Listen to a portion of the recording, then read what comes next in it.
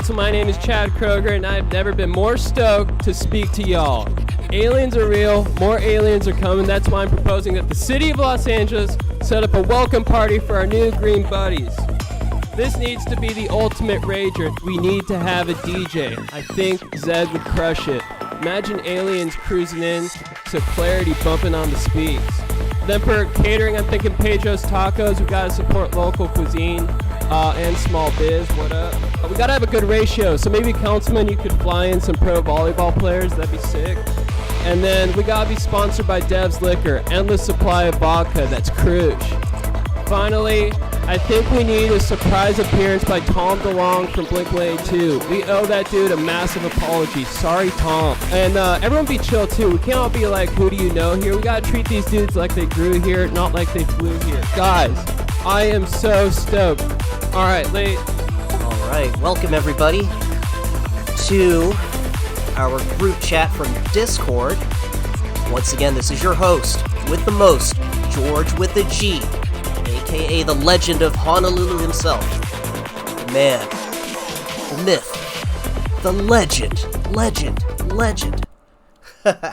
Okay, we got a great group chat today. We're going to be talking a lot about catastrophic disclosure, the MH370 stuff, all the latest developments. We've got some representatives from Ashton's crew as well. And we've got on the stage our co-hosts for today's episode.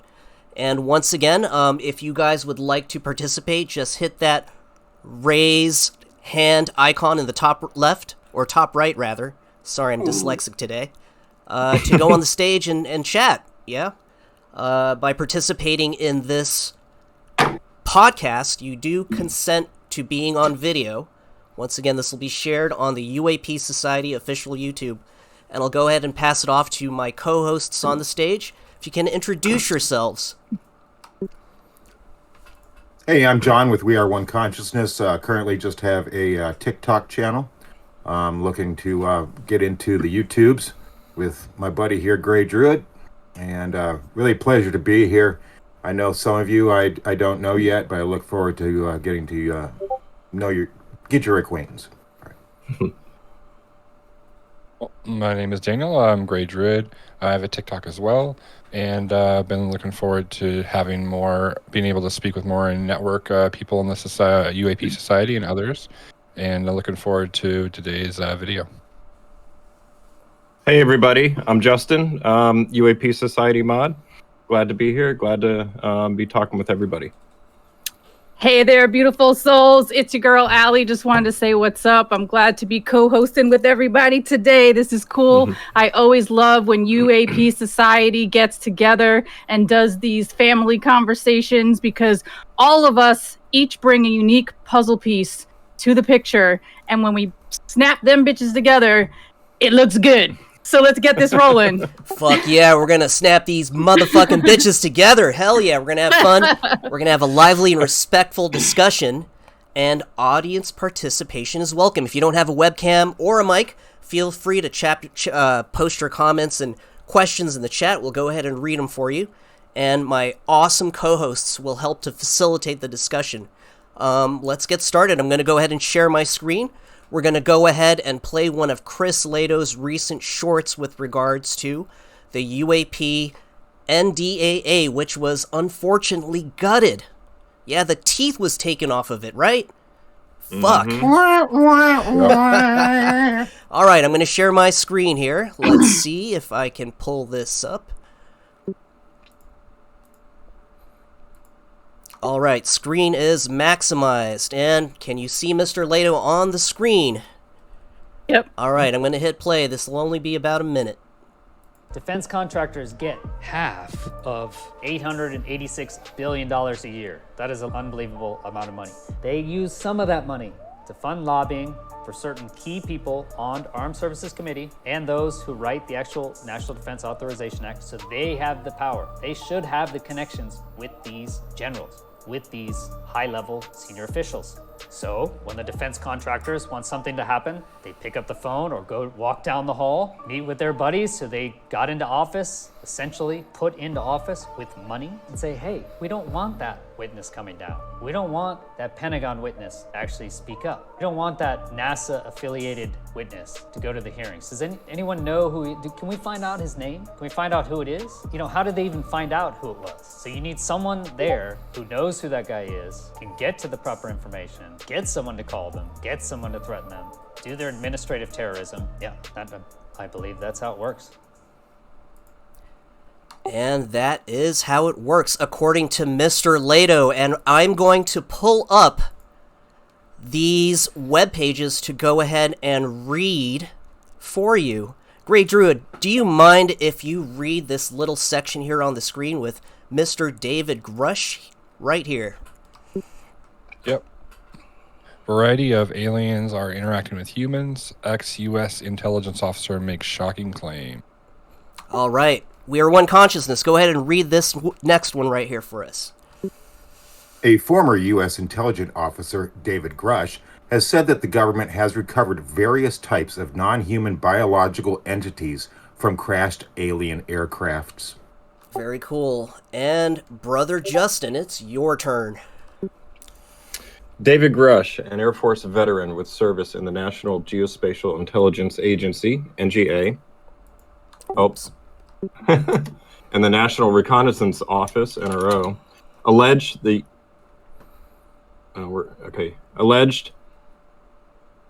the U.S. Government possesses a variety of alien bodies, suggesting encounters with multiple species of extraterrestrial life. Yeah. And to your left, Sister Allie. Okay, unknown numbers and interactions. While speaking on the Joe Rogan Experience podcast, David Yeah. I gotta hit pause on this motherfucker. Yes. David Grush stated that while the government has a variety of alien bodies, the total number of interaction with these entities remains unknown. All right, now it's my turn. I'm going to hit this pause button so I can read. Biological analysis and understanding. David Grush mentioned his discussions with individuals knowledgeable about biological analysis, indicating that there is some understanding, though incomplete, of the physiology of these non-human entities. The differences are described as significant and challenging to comprehend. Grey Druid, it's your turn, brother. June 2023 whistleblower revelation. David Grush went public in June 2023, claiming to have provided quote-unquote proof of the U.S. government's possession of the alien bodies as part of a whistleblower complaint to the U.S. Congress and the Inspector General of the Intelligence Community, ICIG. All right, we are one consciousness. Passing the mic to you. Thank you, brother. Admission of no first-hand evidence. Despite his claims, David Grush admitted to not having seen first-hand evidence of alleged extraterrestrial craft or bodies. This acknowledgement adds a layer of complexity to the assertions made. All right. Justin has an IQ of 140. What is yours? This is an ad. We'll skip this and go ahead, Brother Justin. All right, retaliation and whistleblower complaint. David Grush also alleged that after turning over classified information about alien vehicles to the U.S. Congress, he faced retaliation from government officials. His decision to blow the whistle on these matters led to repercussions after serving 14 years in U.S. intelligence. Yow. All right, Allie, you're up. Increasing UFO sightings. The claims come amid an increasing number of unidentified flying object, UFOs, reports globally. David Grush's assertions contribute to the ongoing discourse around the existence of extraterrestrial life and the government's interactions with it. All right, I'm up here with Pentagon's public hearing on UFOs in 2022. The Pentagon held its first public hearing on UFOs in over half a century, signaling a renewed focus on addressing and understanding the rising number of UFO sightings and encounters. Grey Druid. Continued speculation and exploration. David Grush's recent claims added to the speculation discussions surrounding the existence of alien life forms. As technology and awareness advance and the exploration of such a phenomenon continues to captivate public interest and scrutiny. All right, we are one consciousness. Looks like this is the end. I'm going to bring it up to the next tab here. We are one consciousness. Go ahead and read this post off of X, formerly known as Twitter, from Brad Crispin. FY 2024 NDAA conference report is out. Here are the UAP Disclosure Act outcomes. Quote, the agreement does not include the provisions that would establish an independent review board, a review board staff, eminent domain authority, or a controlled disclosure process. The conference agreement includes only the requirements to establish a government-wide UAP records collection, to transfer records to the collection, and to review the records for disclosure decisions under a set of authorized grounds for postponing disclosure. All right, and who's next on this thing? This is, let's see, I'm going to play this little video here. Go ahead and read this, whoever's next in the lineup, and then I'll play the video. Reviewing the 2024 NDAA, the final UAP Disclosure Act lacks initially proposed features like an independent review board and eminent domain authority. Only a UAP records collection and review process remains. A disappointment for the UAP community, which, Yeah, that's a big disappointment. Super bummer. Now let's see what this handsome gentleman has to say about it. Looks like the UAP Disclosure Act has been gutted. I have a copy of the 2024 NDAA and what's called the conference report. That's when the House and the Senate work out their differences and they come to the agreement. Looks like the final version of the bill. The original version gave the UAP Disclosure Act subpoena authority, eminent domain, an independent review board, a review board staff. None of those are in the final version of the bill. The final agreement only includes requirements to establish a government-wide UAP records collection, and to transfer records to this collection, and then to review these records for potential public disclosure. None of the processes that we were talking about, and none of the real power. Subpoena power gone, eminent domain power gone. Bit of a disappointment to the UAP community. Bit of a Looks like disappointment. the UAP Disclosure Act. Yeah. That's an understatement. Sister Allie, let's read this next section here, this nice blue graphic. All right. Exemptions for disclosing UAP records. Poses a threat to national defense. Compromises national intelligence. Threatens sources and methods of intel gathering. And compromises any federal agents. These are exemptions. And let's see. We have Grey Druid next. Well, actually, I'm next. And then Grey Druid. Okay, so this is a post from Disclosure Diaries. I'll just skim over this really quick. The prohibitions on UAP spending covered in the latest NDAA specifically call out the potential existence of UAP crash retrieval and reverse engineering programs. Multiple lines refer to an alleged alternative source of propulsion. In parentheses, we have not chemical, not solar, not electric ion thrust. So it goes to suggest that there may be some exotic form of propulsion that perhaps involves gravity that we still have yet to know about. Now, according to this little section here, who's next in the lineup? Let's go ahead and read this section here. This first paragraph in section 1. Was it We Are One Consciousness? Go for it, bro. I'll go ahead.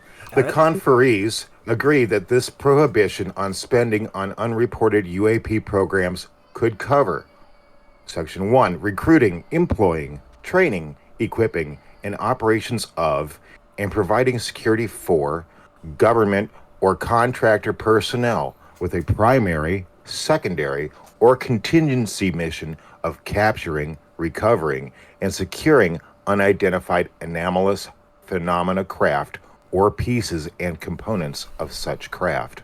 All right, great, Druid. Let's do number 2.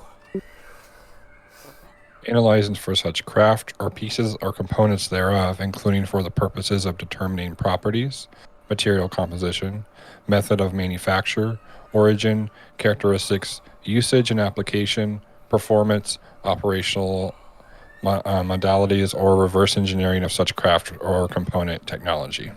All right, brother Justin with the J. Let's read 3 and 4. All right, managing and providing security for protecting activities and information relating to unidentified anomalous phenomena from disclosure or comprise.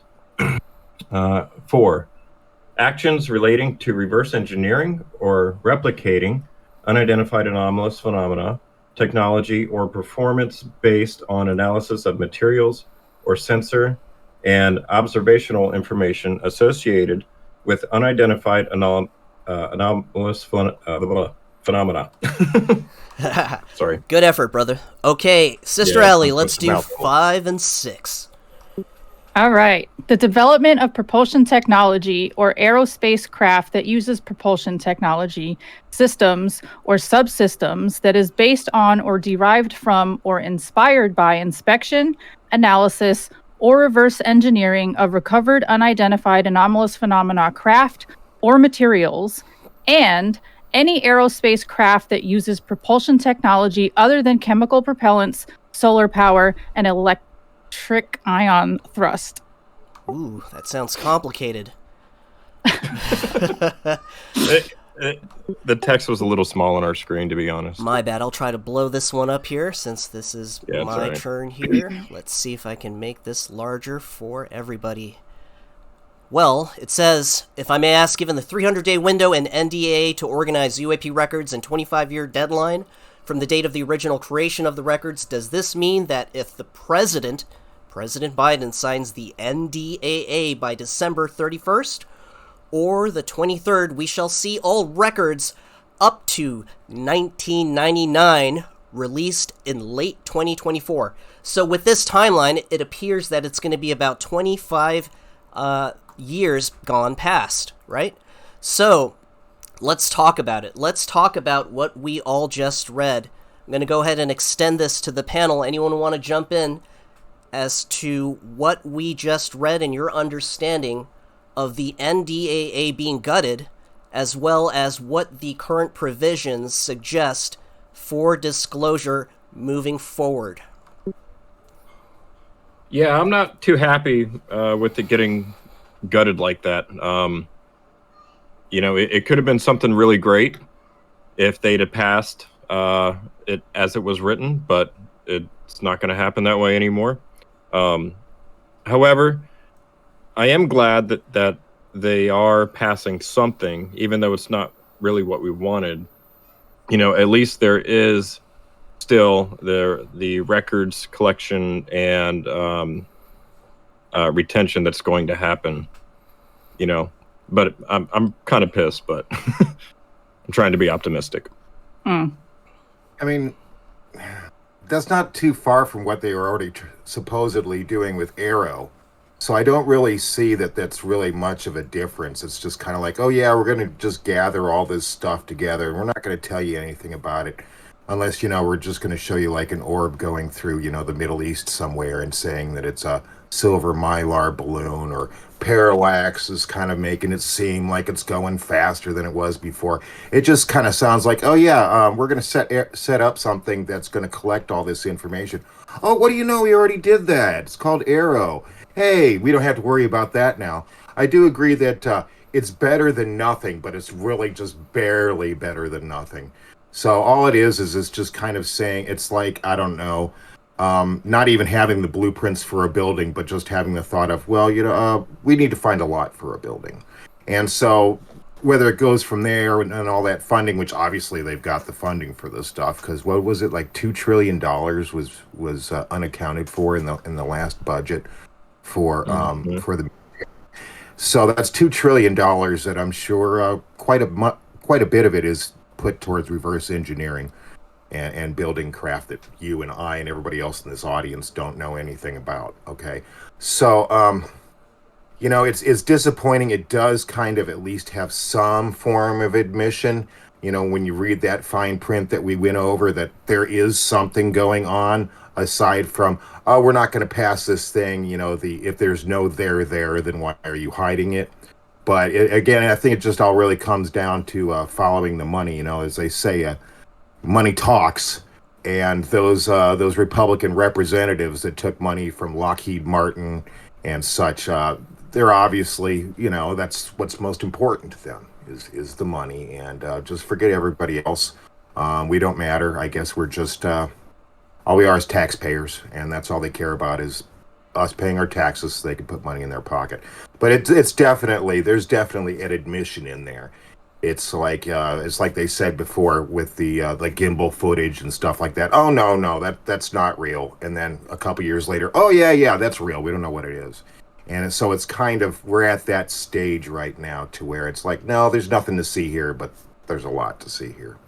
Correct. And see, the thing is that they took out the teeth of the Schumer Amendment, which was the eminent domain where the government would thereby confiscate any UAP or NHI-related materials, biologics, from some of these private aerospace companies. They also took out the 8-panel review board that is supposed to be selected by the president, where they would review records of potentially unclassifiable information related to UAPs, and they would, send it up the chain to the president in terms of a recommendation to disclose it to the public or not. Yeah, so they took out those two key points. Grey Druid, what are your thoughts on what we just reviewed? So I'm going to agree with John on this point, because ultimately they pass it. They're okay with, or they're trying to get this passed. They're okay with, this Blue Book 3.0 essentially, because this is what it is. They're not going to release the information that we're wanting. They're going to give us, just like Arrow has done. They're going to do classic, play-by-play like they did back in the day, where they're like, hey, we're able to prove all these different things are not really UAPs, but they're not talking about the 5% that actually are unaccounted for. They can't explain, right? It's a way of giving public effort, but they're not really doing the due diligence that this bill was going to have with its teeth. So I think what we can look for is, besides everyone involved in the community or behind the scenes in these deep projects that are trying to get information out, this is their way of making effort, but they're going to drag this out as much as possible and keep things how they are. So that's what we have probably to look forward to with that. So, but this is beside the point of all the other efforts that are being done with what we'll be talking about. So what do you guys think about catastrophic disclosure, right? And what does that term mean to you? Where did it even come from? That's what I'm trying to figure out. That's a great question. I don't know where it came from. Catastrophic disclosure was coined by Carl Nell during the Seoul conference that was organized by, I believe, Gary Nolan. I forget which university. Was it Harvard or Stanford or some shit?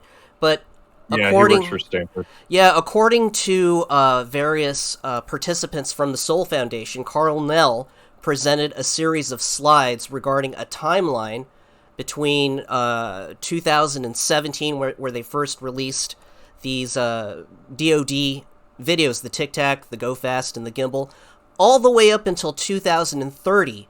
Now, Carl Nell, I don't have the graphic, but if someone can post it in the chat, that would be awesome. Carl Nell, in his PowerPoint presentation, said that, to the effect that catastrophic disclosure would be not so righteous for the government, because there are various implications of a catastrophic disclosure. I believe he brought up a couple of points. The first is that if we don't pass this amendment, another country, for instance, a near-peer adversary, could disclose Number one. Number two, catastrophic disclosure would also entail more confusion, less clarity in regards to the mystery and reality of UAP. Number three, there could be some kind of misunderstanding where we may accidentally, or a near peer adversary may accidentally shoot down one of our military assets. And number four, which I think was the most curious and fascinating, was that catastrophic disclosure could very well come from the NHI themselves. What are your guys' thoughts on that? And we have 16 people in attendance in the audience. If you guys want to post questions, if you don't have a mic or a camera, you're not comfortable, go ahead and post it in the chat. We'll read it. If you want to participate, be on the stage with these good-looking people, raise the hand and we'll put you on the stage, all right? So you can get internet famous. So, what are your thoughts on catastrophic disclosure, audience and panel? I think that he missed one. I think that he missed one, and that is it would be catastrophic for the gatekeepers that are keeping this information secret. Yes, exactly. I mean, you think about it. I mean, people are going to be wanting to have them, unfortunately, hanging from the rafters, especially those that have actually been responsible for the purported murders of people. I say purported because, I don't have any proof of that. It's just what people talk about. So, I mean, the catastrophic disclosure has to be on the gatekeeper's side, too. And I think that's another reason why they're trying to hold it back so much. Because, honestly, if there is anything there, then there's the people that are going to be held accountable for holding that away from not just me or you, but everybody else on the planet. So I think that's one that they've kind of skimmed over. Sister Allie, can you go ahead and read Depleted Uranium Dragon's comment in the chat? I was actually going to do that, so you read my mind, man. So he writes in the chat, and the 1%. Everyone who benefits from this status quo of destroying the environment. They're the ones hanging on to this thing. They're the ones that are still trying to grip onto it and make sure that, things like the NDAA with everything included don't get passed, because they know it's their doomsday. They know that that's going to be the thing that blows this whole thing wide open with undeniable, catastrophic, to use that term since we're talking about it, events to follow, because that is going to be a huge catalyst. I like that. And Light Being Love posted a GIF of Morpheus from The Matrix. They're guarding all the doors. They're holding all the keys. We need to find the key maker, right? And we just had B join us on the stage. Any thoughts on anything that we just talked about regarding catastrophic disclosure and the NDAA being gutted?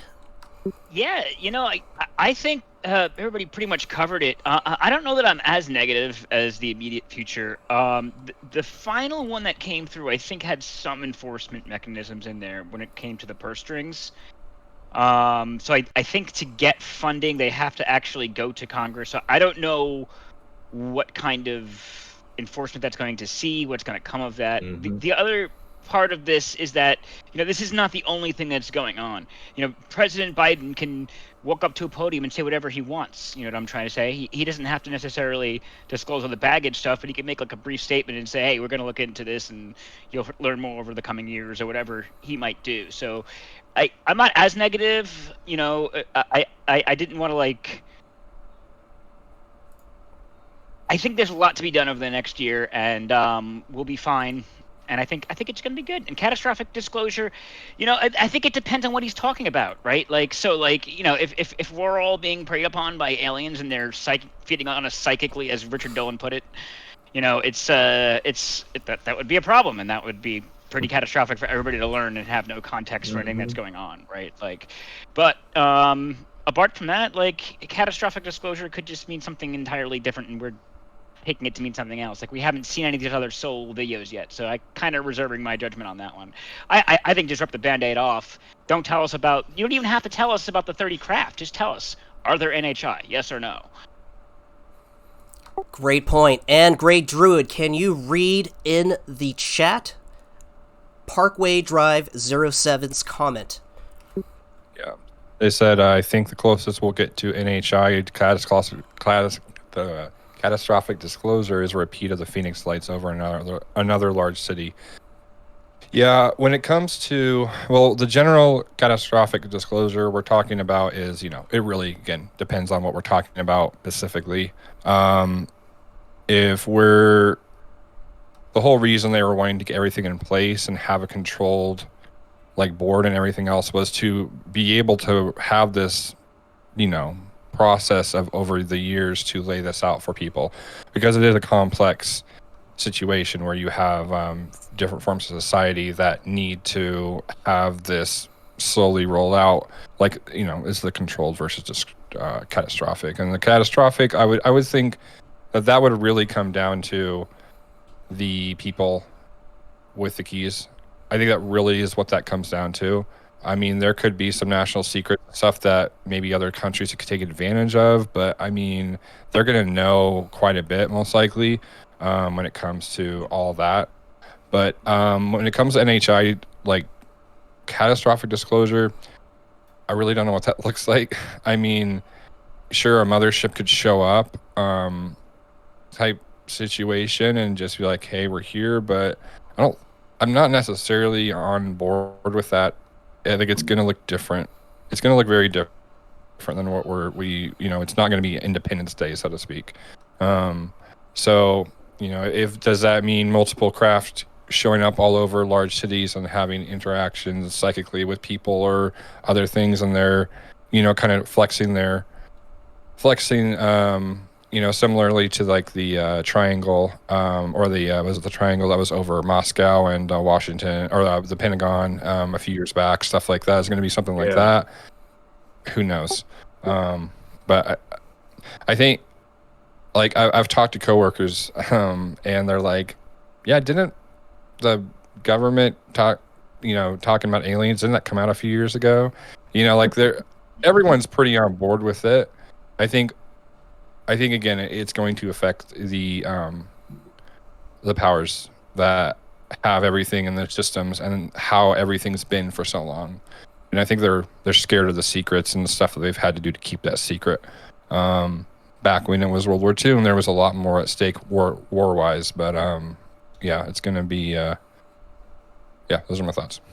And these are some. You're going to have to. Go ahead. We are one consciousness. It's all good. Go ahead. Again, I apologize. I do believe that there's some ontological shock that's going to be involved. Sure. I mean, we're going to have people that, unfortunately, are going to want to shoot them on sight, regardless of what their intent is. We're going to have people that are going to pretty much melt because of their religious beliefs. I mean, that's just something that's just going to happen. Even if the president was to take the podium and say, can't really give you much information now, but just to let you know, they're here and they've been here for a while, and we've recovered a few things. But aside from that, not going to say much. I mean, that's going to be, well, first off, people are just going to be like, well, the president, no matter who it is, but especially Biden, has, of course, now completely lost his mind. So you're going to have people that'll doubt that, okay, because they're just letting politics get in the way. And I do have to commend that committee for doing as much as they possibly could up to this point in time in order to try and get this issue into the NDAA, bill. So thank you guys for that. I don't know that I agree with you on thanking the committee, because the Republicans there, they are the ones that sunk it, right? And the ones we used to praise, like Tim Burchett, he kind of went out there and was like, "Oh, my other bill is just as good," which was definitely he went and he put that in. I'm sorry, he went and he put that, because I was going to cover that. And thanks, B. He did eventually say that he wanted that to be part of the Schumer amendment.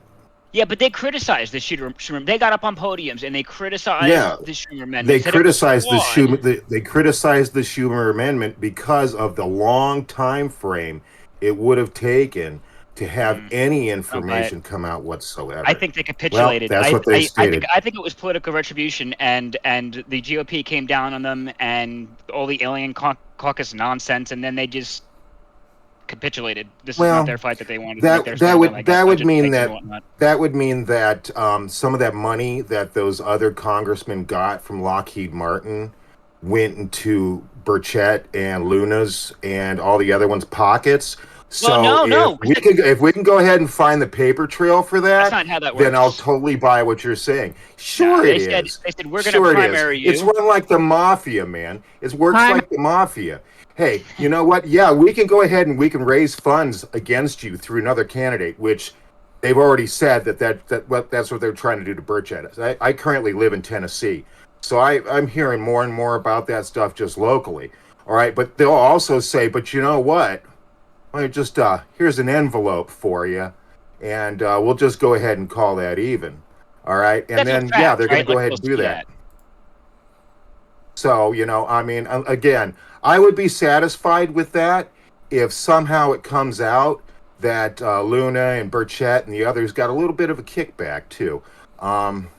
It's just, I don't know if that really holds as much water, but I don't want to sidetrack from what I was going to say. I mean, I do appreciate your perspective. Now, I mean, no disrespect. Now, moving on, in terms of the catastrophic disclosure, one consideration that was brought up at the Seoul conference was that there was some hesitancy or reservation about disclosure from the government on a worldwide scale that suggested from various heavy-hitter ufologists that if the world were to collectively know the reality of the phenomena and that we are not alone and there's various NHI that are present with us on the planet, that the collective consciousness of the human species suddenly becoming aware of the reality of NHI and the phenomena, it could thereby change or alter the way that the NHI present themselves or behave, which leads to another rabbit hole.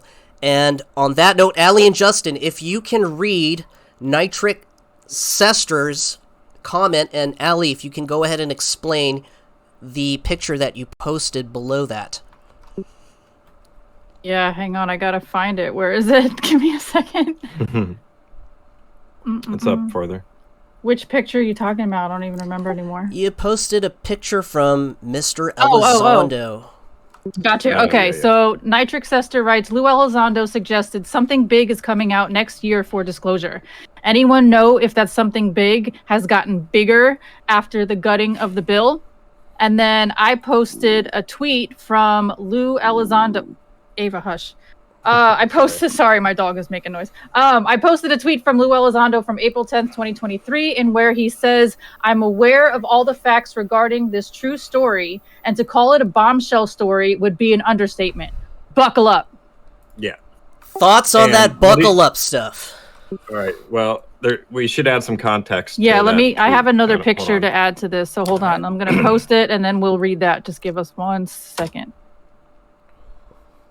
Hang on, let me scroll. I'm going to open it. All right, there you go. Okay.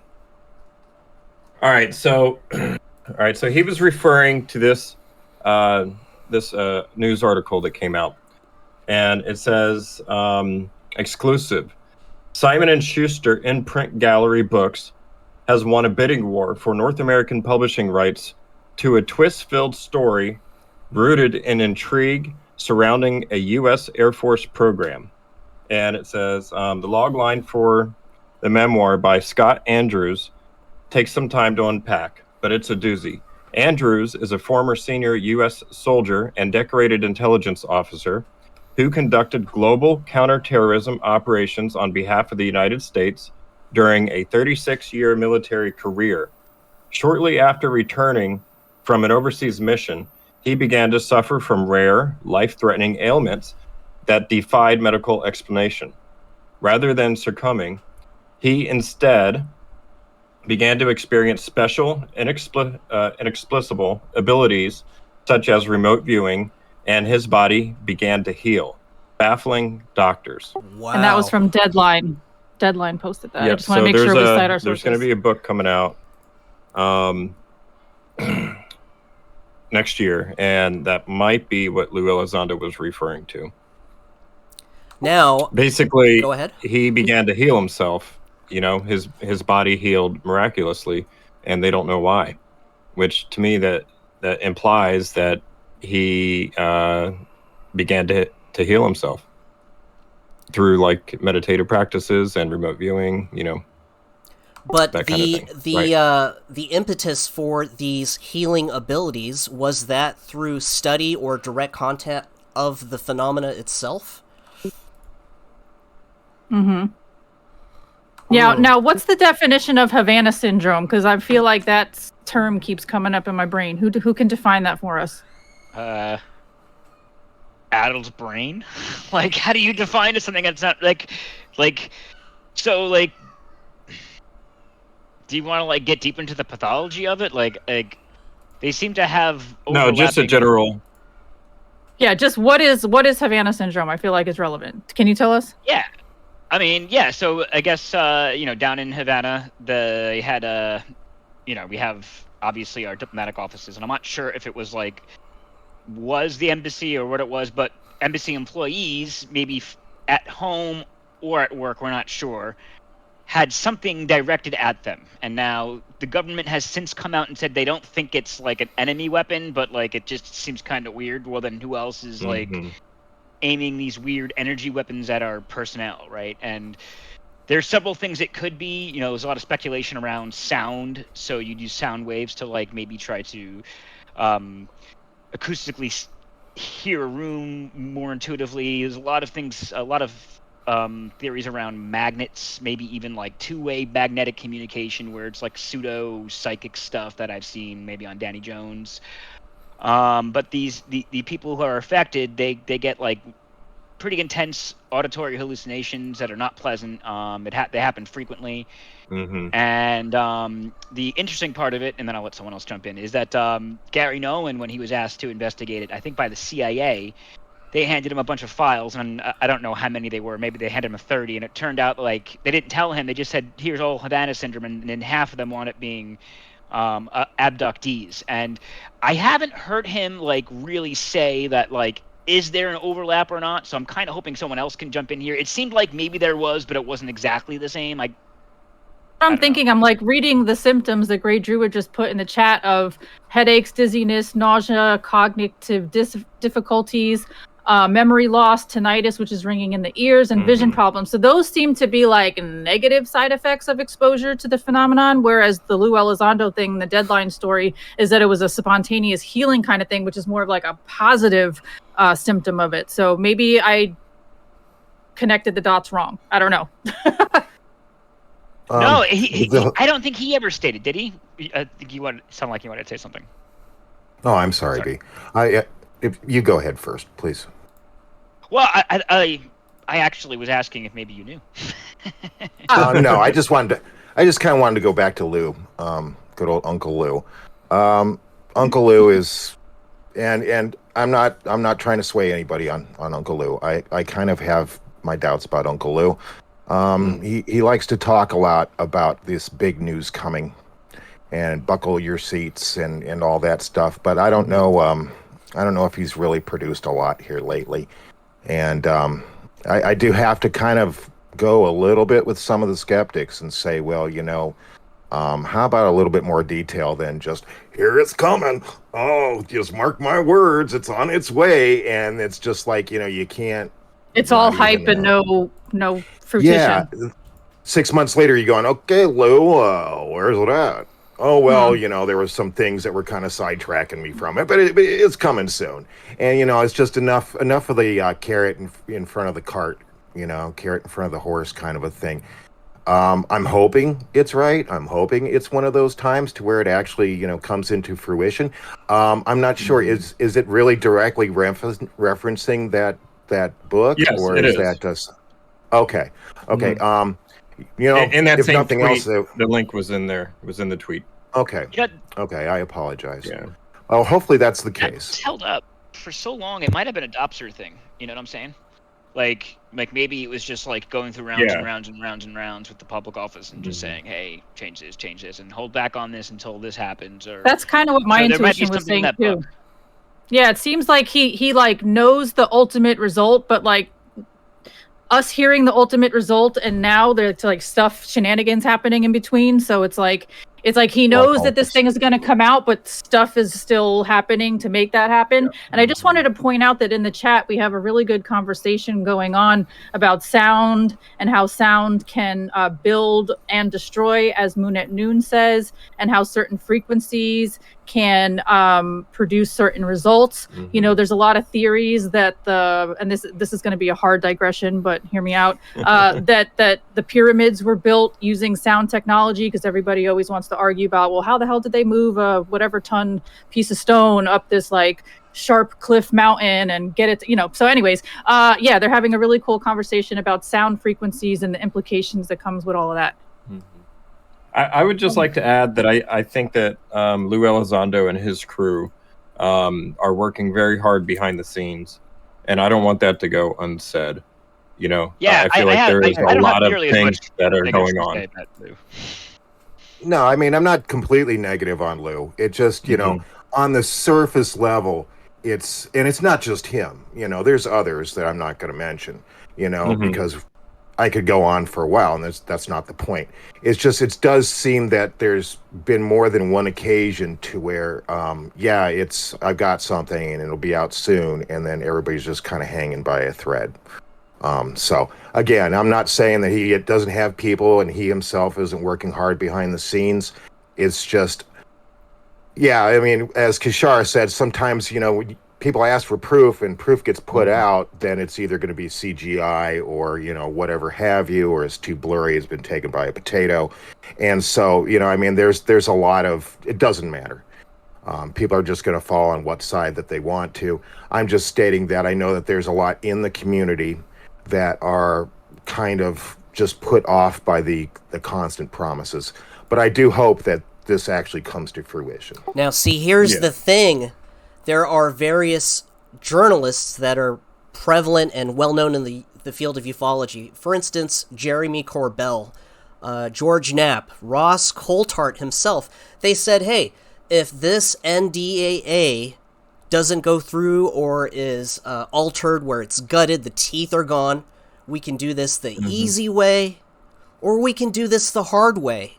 And with that statement, it goes to suggest that perhaps these gatekeepers, these journalists who have talked with various whistleblowers behind the scene, and of course they're gonna protect their sources, attorney-client privilege, confidentiality and stuff. I'm hoping that some of these journalists will start to leak this information. What does everybody on the panel think about this? What does everyone in the audience think about this possibility? I think so. I think they definitely have a lot more that they're holding back when it comes to their, you know, a plan B, plan C, plan D, various stuff leaking. They're going to protect their sources so the sources aren't able to, you know, be found out and then, you know, obviously go to prison or be tried for treason, you know, different things like that.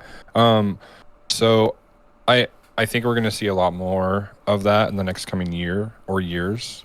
They're going to try to keep this momentum, because when it comes down to it, we don't see 90% of what's going on. Like, we're public, we hear statements, we hear people talking about things, but there's a lot of stuff going on behind the scenes we're not privy to.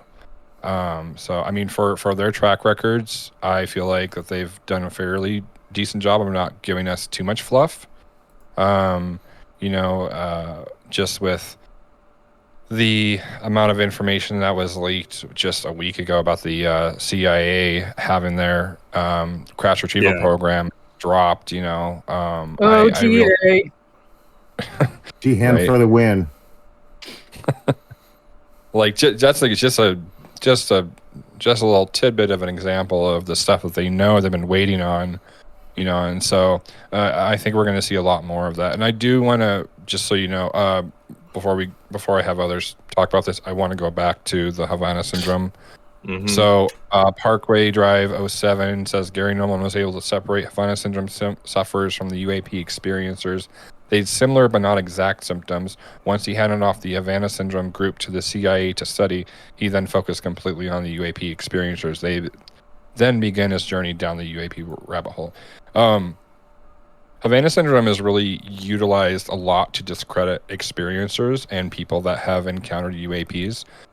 And as much as I see so there are certain similarities with potential sonic weapons, potential secret, weapons that the government could have with implanting thoughts or words into our minds, and there's a lot of tech that you can talk about of in the conspiracy realm.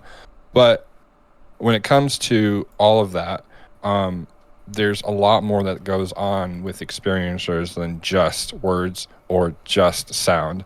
There's a lot more information, symbols, emotions. You have all these other things going on that doesn't account for just CIA weaponry or something like that. So I just wanted to make that note. Like, as much as we could have government weapons being utilized, that's just an easy scapegoat that you have to discredit like all the other evidence to just have that fit into the it's Havana syndrome. So anyway, now I want to go forward with what you guys think about the about what we were talking about. Agreed, Grey Druid. And with respect to Gary Nolan's research on experiencers, where they've done numerous brain scans of people who have had contact with NHI, with UFO craft, Gary Nolan was able to find that there is an increased density in a certain part of the brain called the basal ganglia. And Grey Druid, We Are One Consciousness, and Allie and Justin, with respect to this density in the brain, a lot of these experiencers have somehow become akin or unlocked these latent abilities, which include psi abilities, which include channeling abilities, which also include remote viewing. Yes. If you guys want to talk about that a little bit, about the correlation. Well, I mean, I will talk on the remote viewing aspect since I have experience in that. I mean, the more information personally I have found in my own interactions with the NHIs, and then apparently the stuff lately I've been unpacking, I don't think separate the fact that I've potentially had encounters when I was a kid, and then having being able to do remote viewing kind of innately, and I definitely think when it comes to them and us, there is a process that they put us through, or that we've agreed to, that we have interactions with, and with the either abductions or astral abductions, interactions even, where they're able to somehow give us more of a capacity for those abilities and for those aspects. But that's not just a one-way street. That does require us to engage as well. So yeah. Anyone else want to add to that? I thought We Were One Consciousness was just about to say something, so I was being I was like waiting for Allie and Justin. Go for it. I'm sure a lot of people would say that I need my head examined, but I haven't had a recent brain scan to know how my activity is in that region of my brain. And I've talked about this before, but aside from opening myself up to more of the ideal, the spiritual ideal of us being one and us being connected, and then taking that, just as very base, it goes a lot deeper, but taking that into opening myself up to contact and experiences through the methods that I use. Disclaimer, I use psychedelics, and psychedelics is kind of in the way that Terence McKenna uses it. I'm not saying I'm Terence McKenna by any means, but I tried to start utilizing it in that way for myself personally, and he had a lot of experiences that he would say were with other interdimensional entities, mechanical elves and stuff like that, which sounds woo to a lot of people that don't really understand that kind of thing. But that helped raise my consciousness and my I know it sounds hokey to some people, but my vibration, my frequency, in order to have that contact. And since that has started to happen, since I started down that journey, every time, and now it doesn't have to be when I'm taking a psychedelic. Now it's just normal. It's my normal, to where I will start having these conversations. I will start having these contacts. I'm starting to get downloads. I'm starting to understand more. But the more I understand, the more questions I have. As they say, the more you know, the less you know. So personally, I know that psychedelics does have not just an effect on your dopamine, but it also rewires your brain and It stuff makes like that. new So neural pathways. Thank you, Yeah, Ellen. yeah. And so, no doubt within my mind, again, I'm sure a lot of people would say that I need to have my head examined. I would agree, but not in the way that they mention. And so I'm sure that it has made those new neural pathways and has allowed me to be able to, or allowed them and me to have access to each other.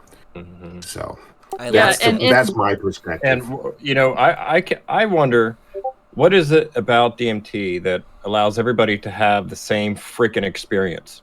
I was thinking that earlier. You know, I mean, a lot of people. No, I'll let you finish. Go ahead. I mean, everybody says that, you know, they go through this tunnel and you go to this machine world, right, where you go meet elves, and it's awesome and mind-boggling to me how all these people come back and say they had pretty much the same experience. I mean, the details are different, right? Little tiny details are different, but overall, and generally speaking, it's the same experience. Right, and the naysayers are going to pick that apart and be like, "Oh, well, you know, if you're high and you see some aliens, then it must have just been a hallucination. You're just tripping." You're tripping. But bro, how can 5 people all ingest psilocybin at the same time?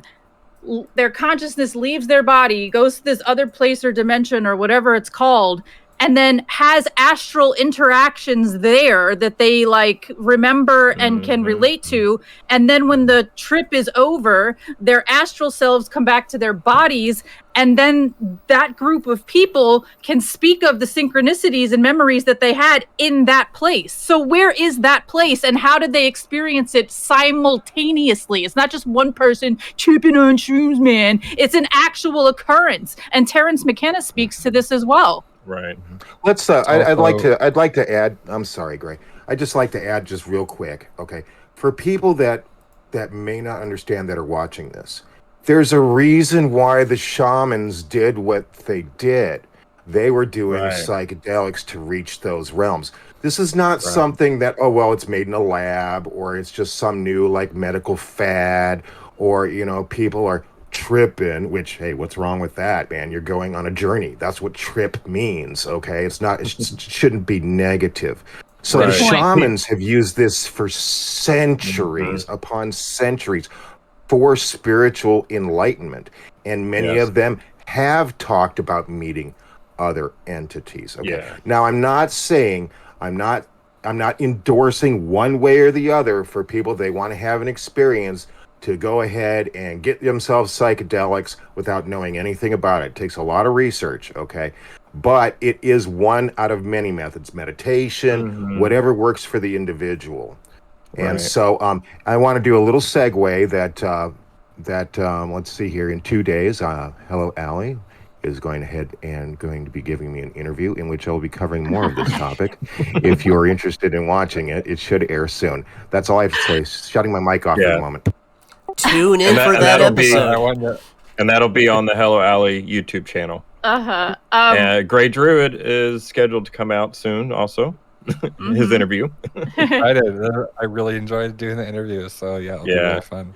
Very cool. And for the UAP Society, if anyone is interested in talking about their experience, their altered states of consciousness, their experience or contact with NHI or seeing a craft, hit us up and we'll gladly interview you.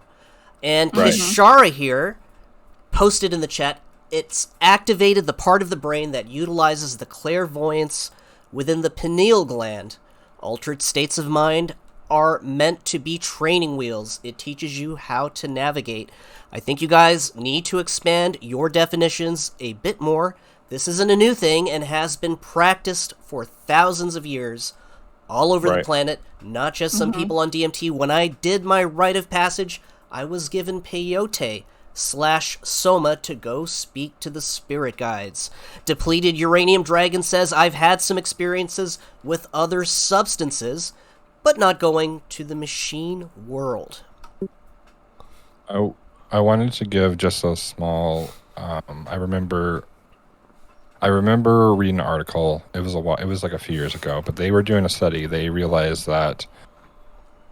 So everyone hears about DMT or the God particle, or all these like chemicals that are like, oh, they're creating these altered states. That these are not natural. These are not innately for us to always have in our system, right? Well, they were doing a study, and they realized that we all have a small form of it always going in our system, which means reality is an altered state in itself. Like,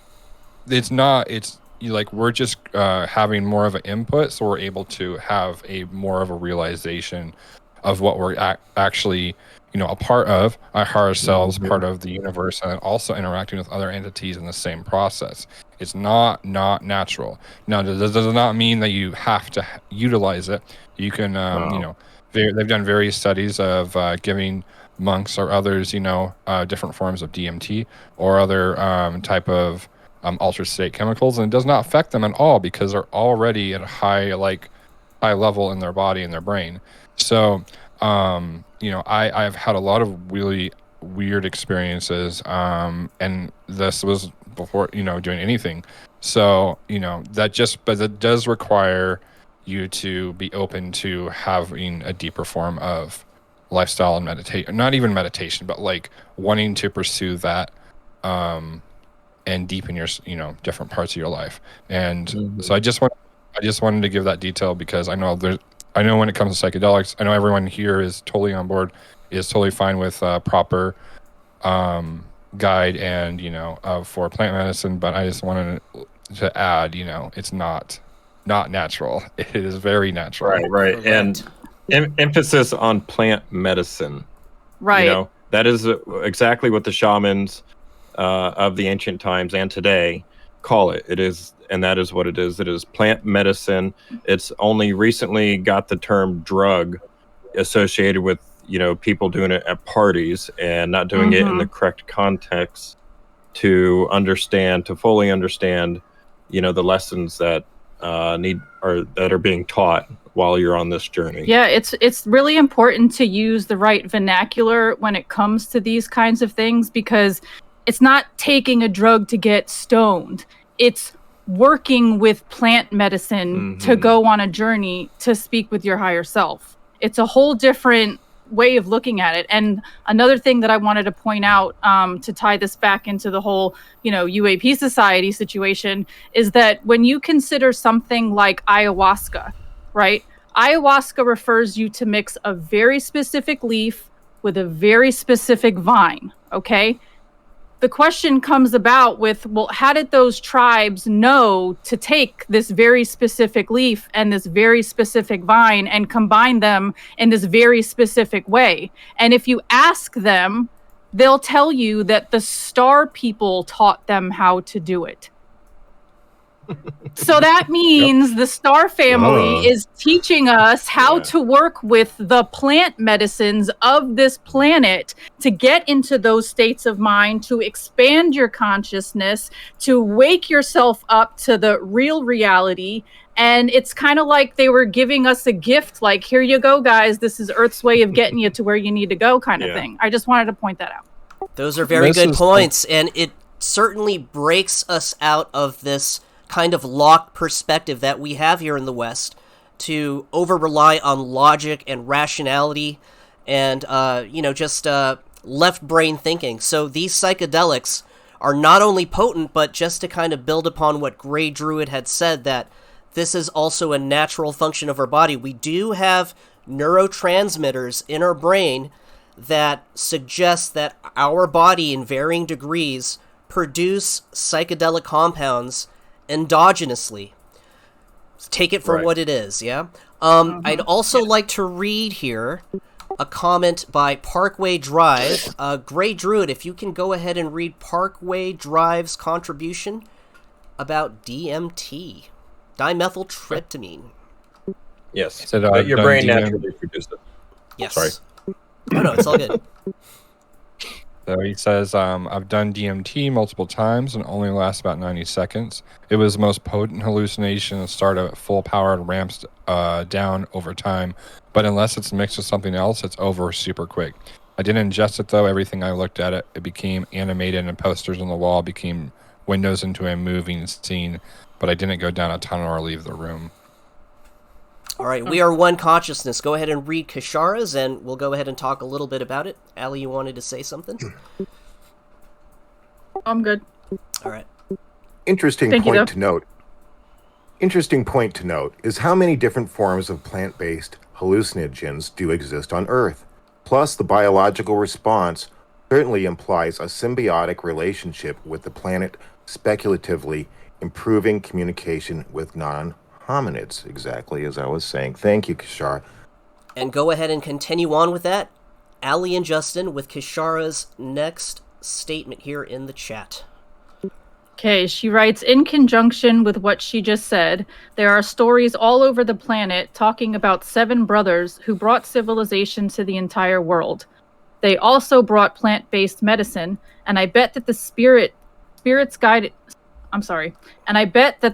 guided journeys with such plants like ayahuasca are part of that, and they would have known the chemistry.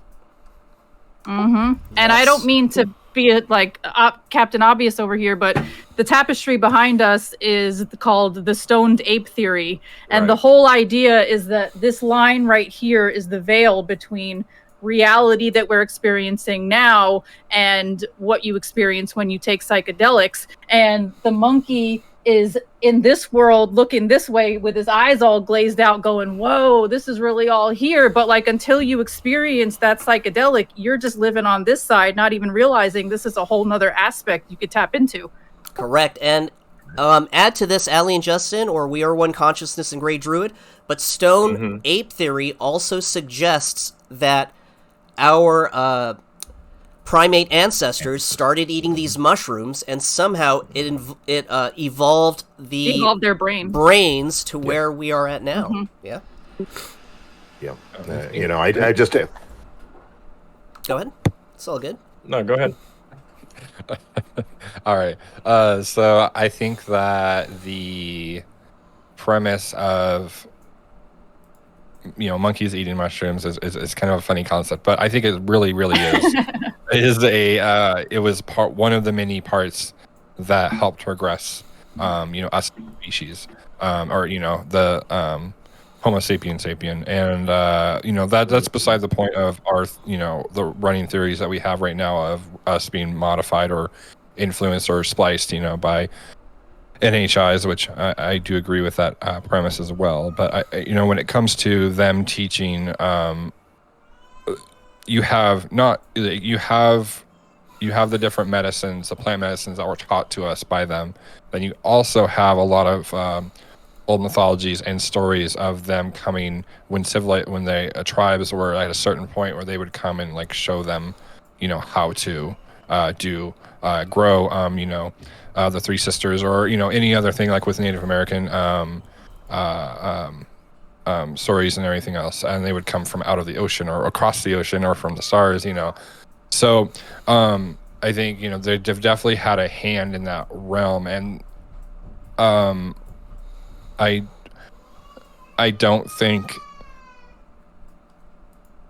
psychedelics, us trying to understand more of what our mental, trying to get our society into a better mental space, all of that on the side is also going to have a lot of crossover when it comes to the NHI and the UAP aspect. I think it is going to be a movement overall, and I think it's going to be an important part.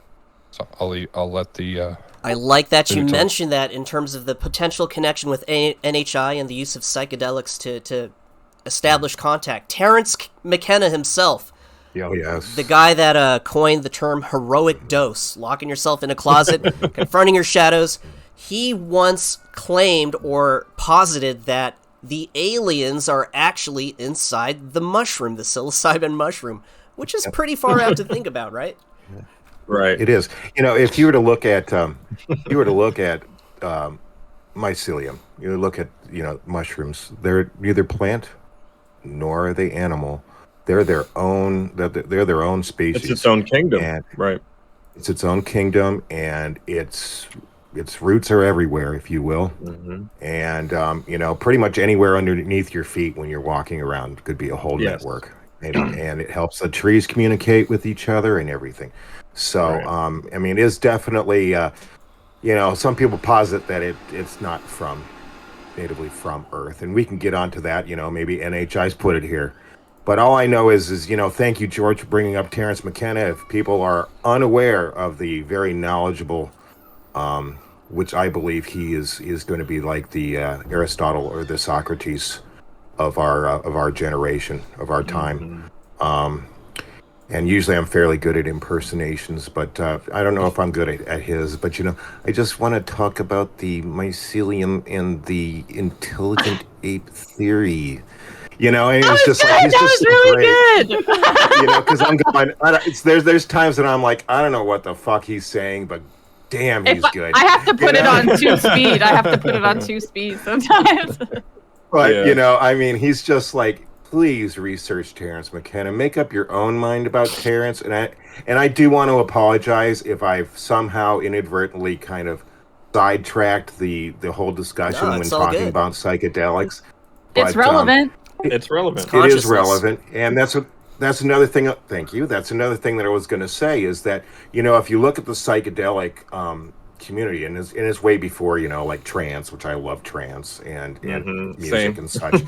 But if you look at psychedelics, the thing that's right along with it is aliens and NHI, and then the music and the vibration and all that stuff.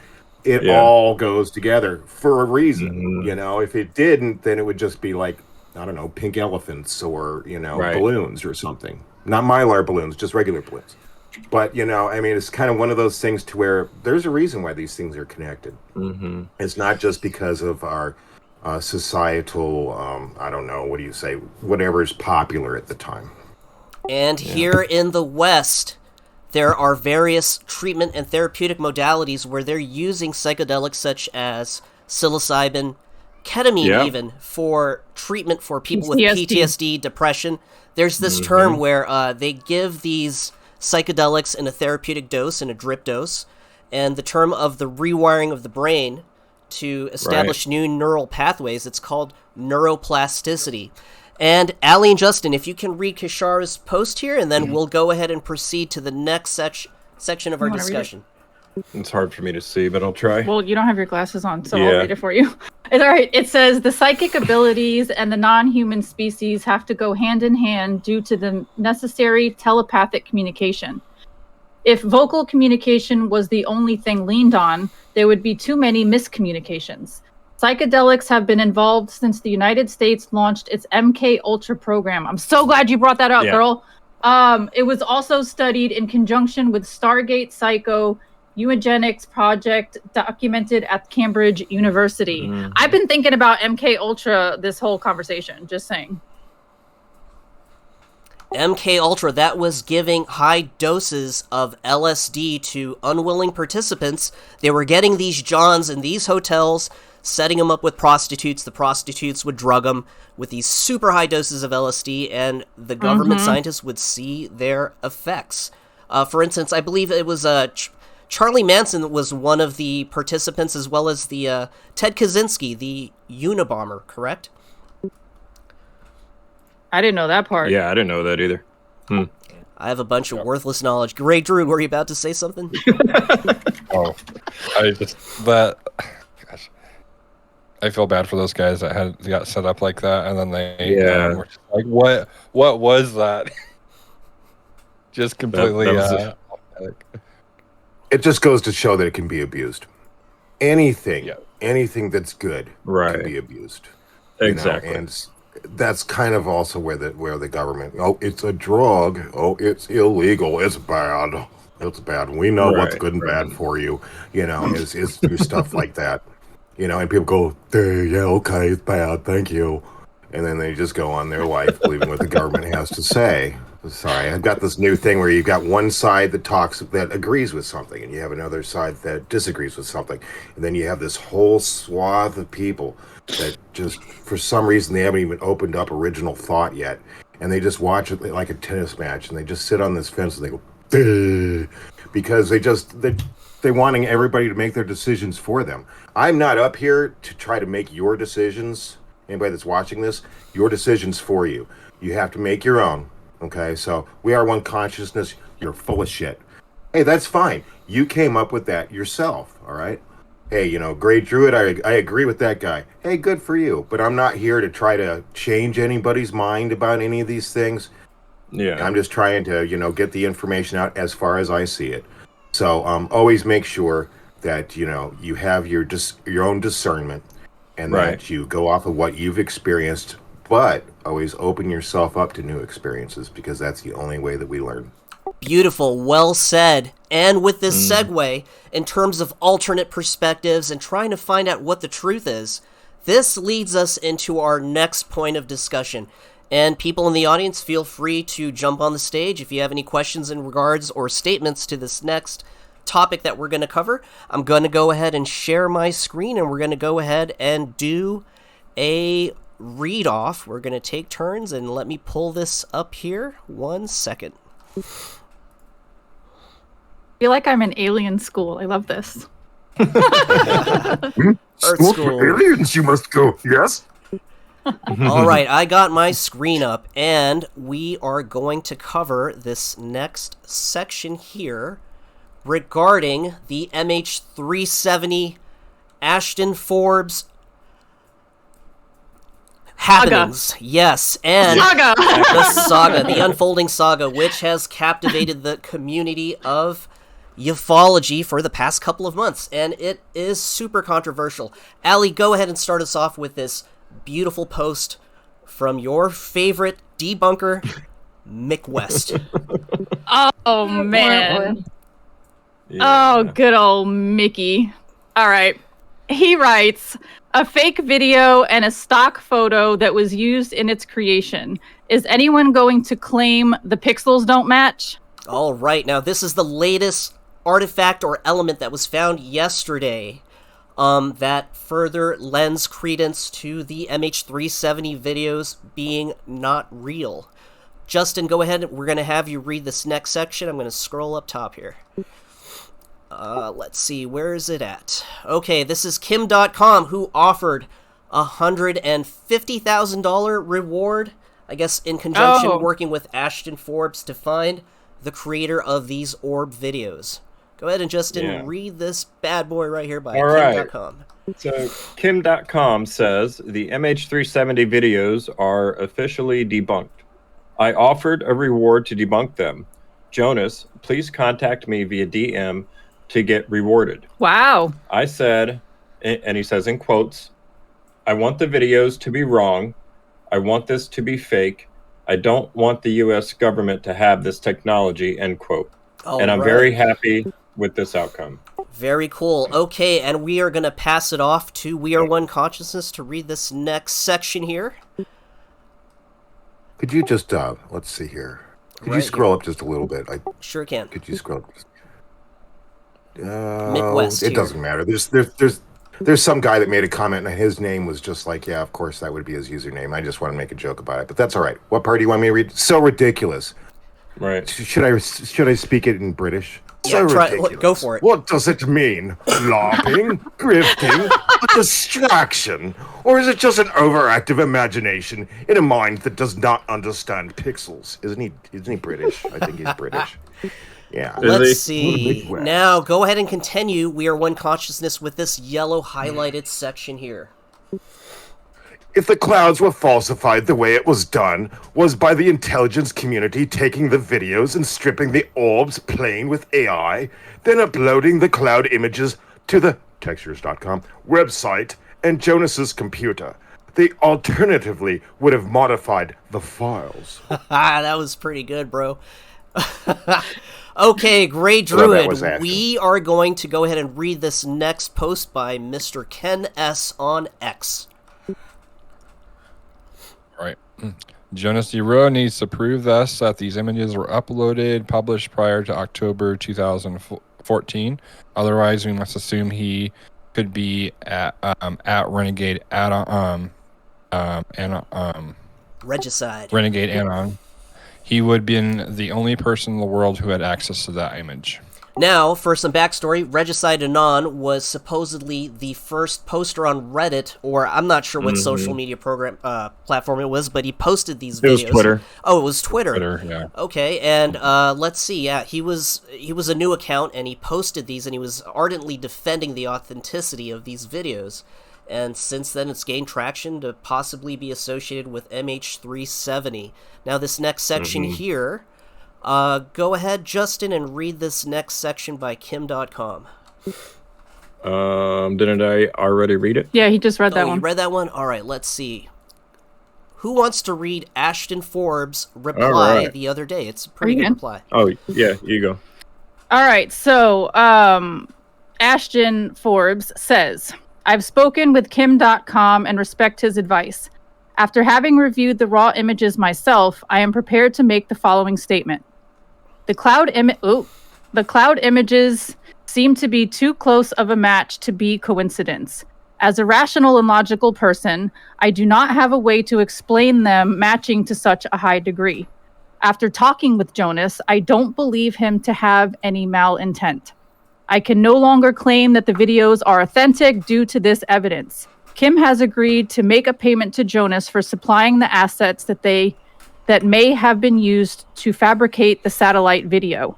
Since no hoaxer has come forward and Jonas admitted they did not hoax the videos, the bounty conditions have not been met, so the $150,000 will go unpaid, but the offer remains should this person come forward.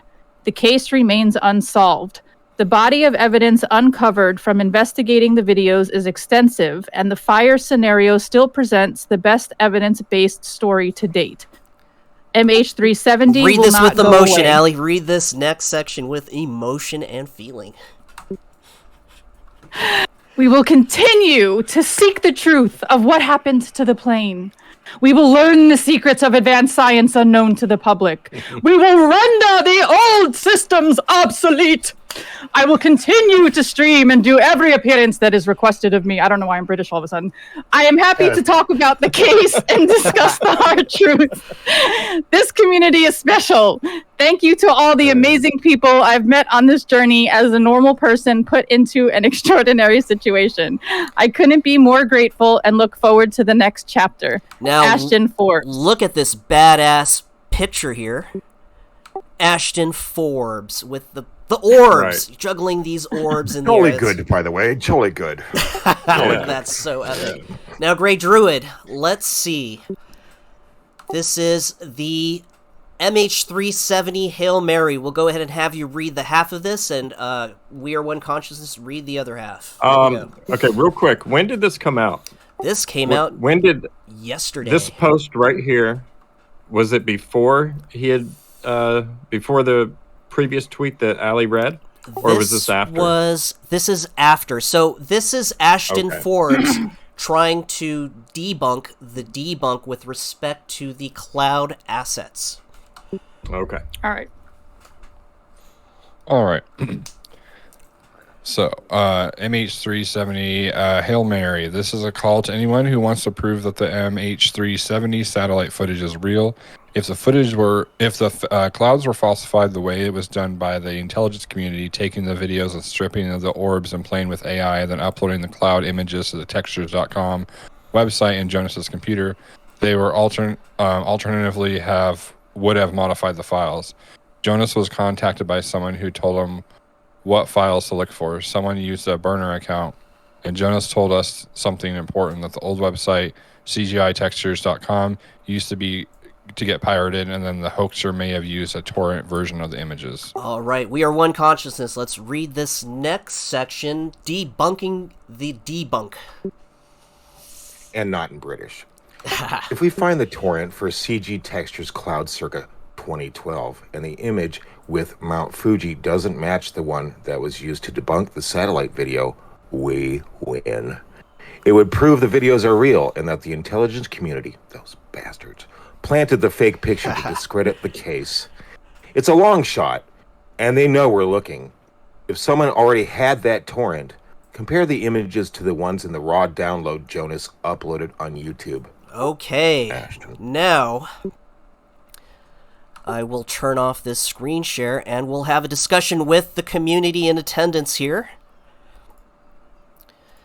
Now, Ashton did release a live video late yesterday conceding defeat. He had about 500 people in the live chat, and the community, I must say, that Ashton was able to garner since forwarding this theory, they've been very supportive, and I'm on the MH370 Discord, haven't been blocked all this time, which is a miracle unto itself.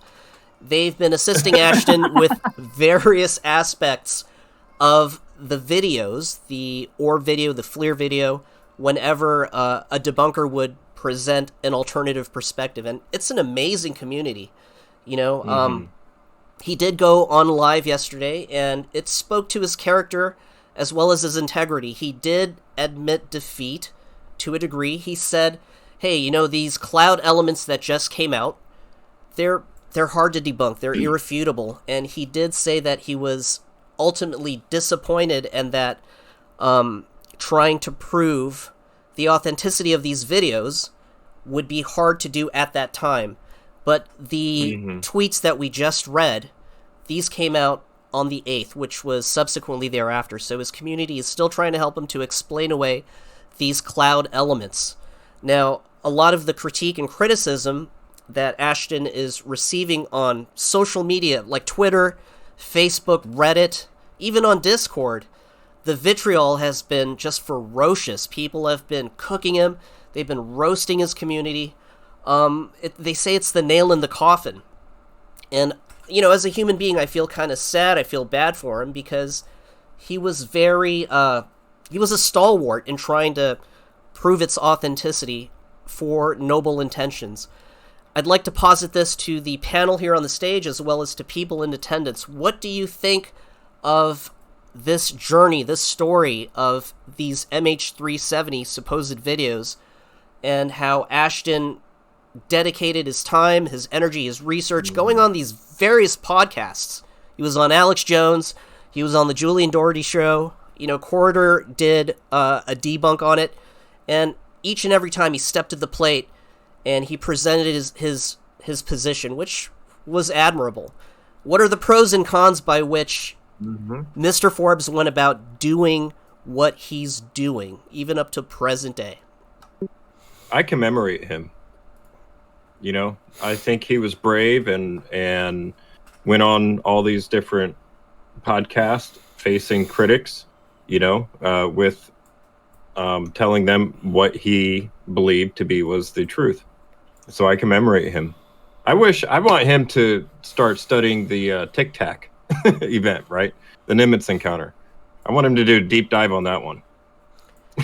My 2 cents is that this whole thing has been a saga. It's been a roller coaster. It's been up, it's been down, it's been proven, it's been debunked, it's been true, it's been false, it's been neither, it's been both.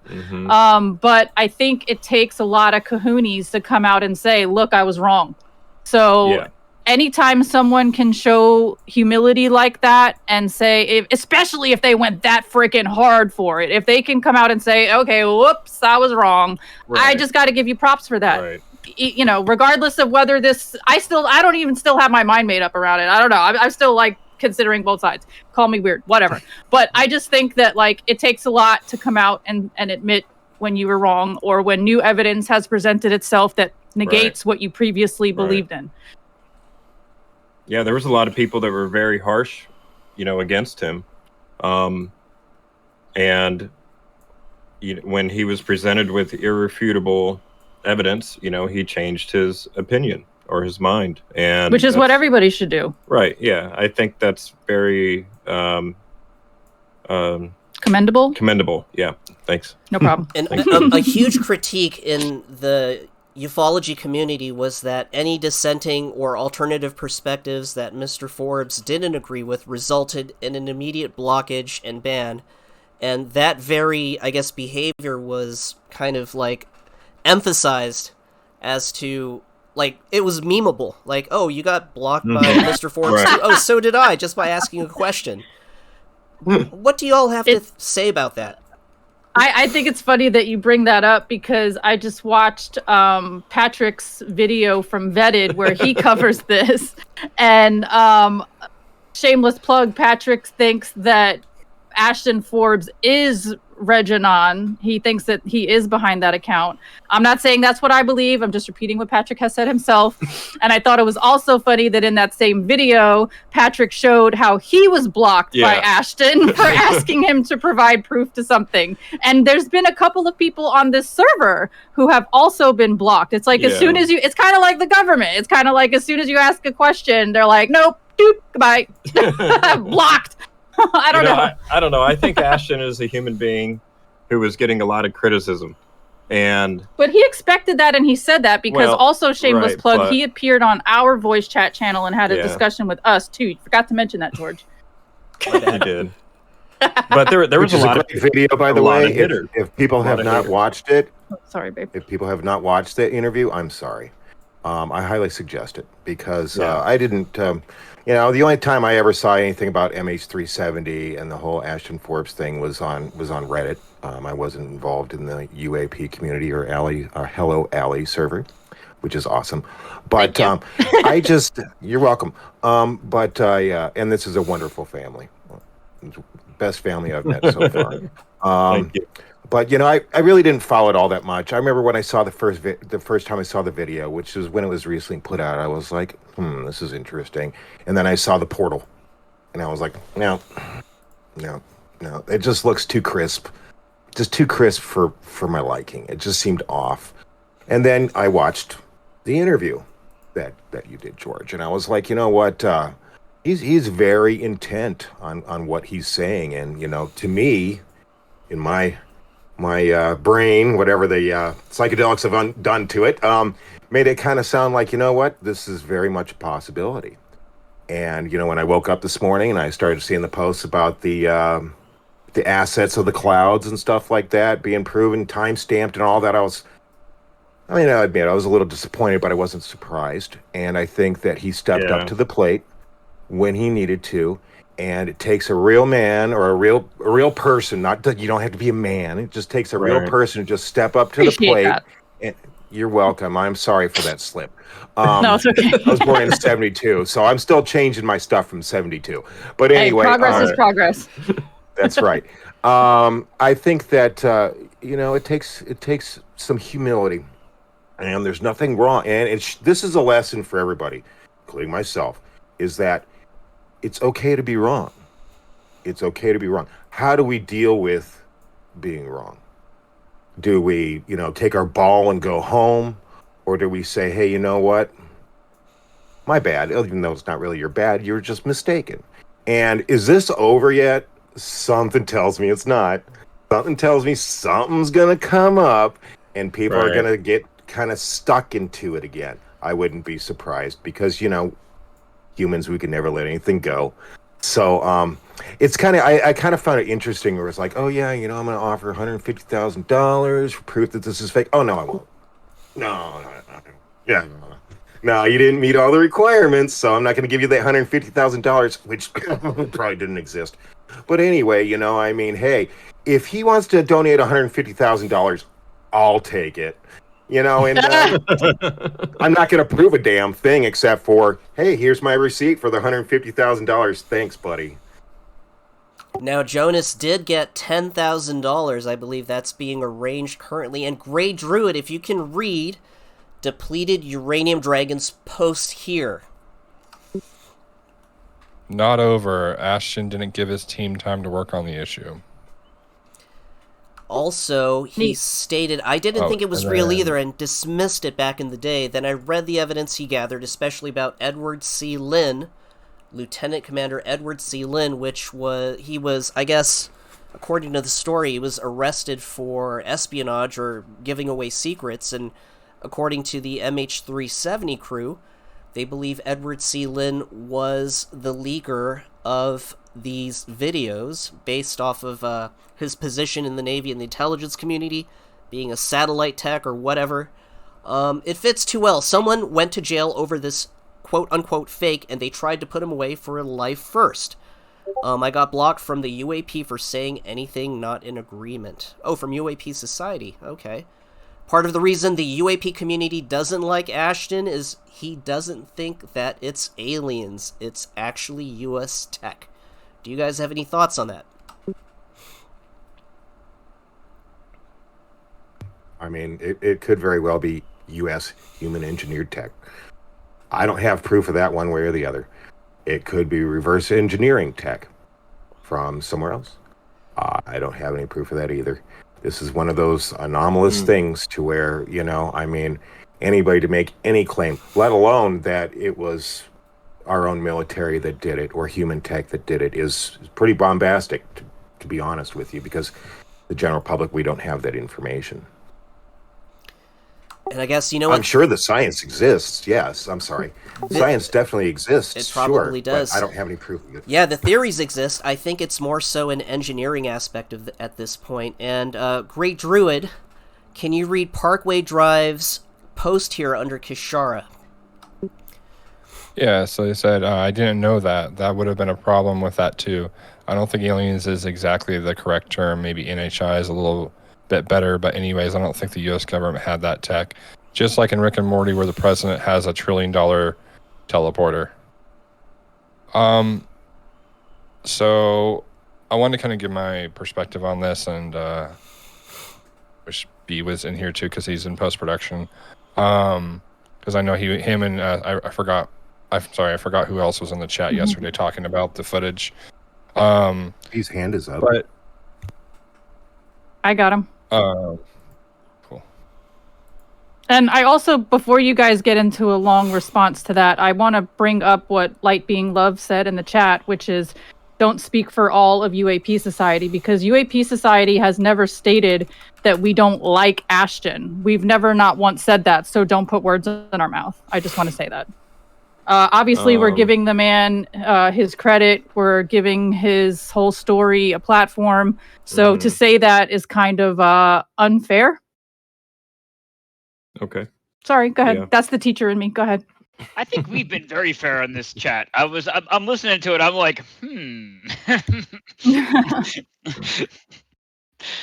So what was the question? I heard my name. I was like making that. I was. Well, I outputting that wanted to get you in because I know you do post production as well, and I know you and I forgot who else was going back and forth yesterday about the whole footage online of the clouds, and we're all kind of talking here and there. But I mean, when it came out initially, when they had the effect, the effect like bloom that they had found that was older, that would kind of put me off of it because I was like, that's really close to, that effect. It could be something else, maybe, but like it was really close. But when they came out initially with, or when they came out, a few days ago about like the cloud assets, it's like, oh, okay, yeah, no, that's it. Like, and in post production world, you never have enough time, so you're always going to be using assets that are available to you, especially online. So they're going to be pulling those cloud assets. Now, did the cloud assets get uploaded by the CIA and modified with AI? And no, that's not. no, that's not how that works. But I just wanted to get your perspective on that, and just kind of coming from the post production world in that regard. Yeah, I found this whole thing really irritating.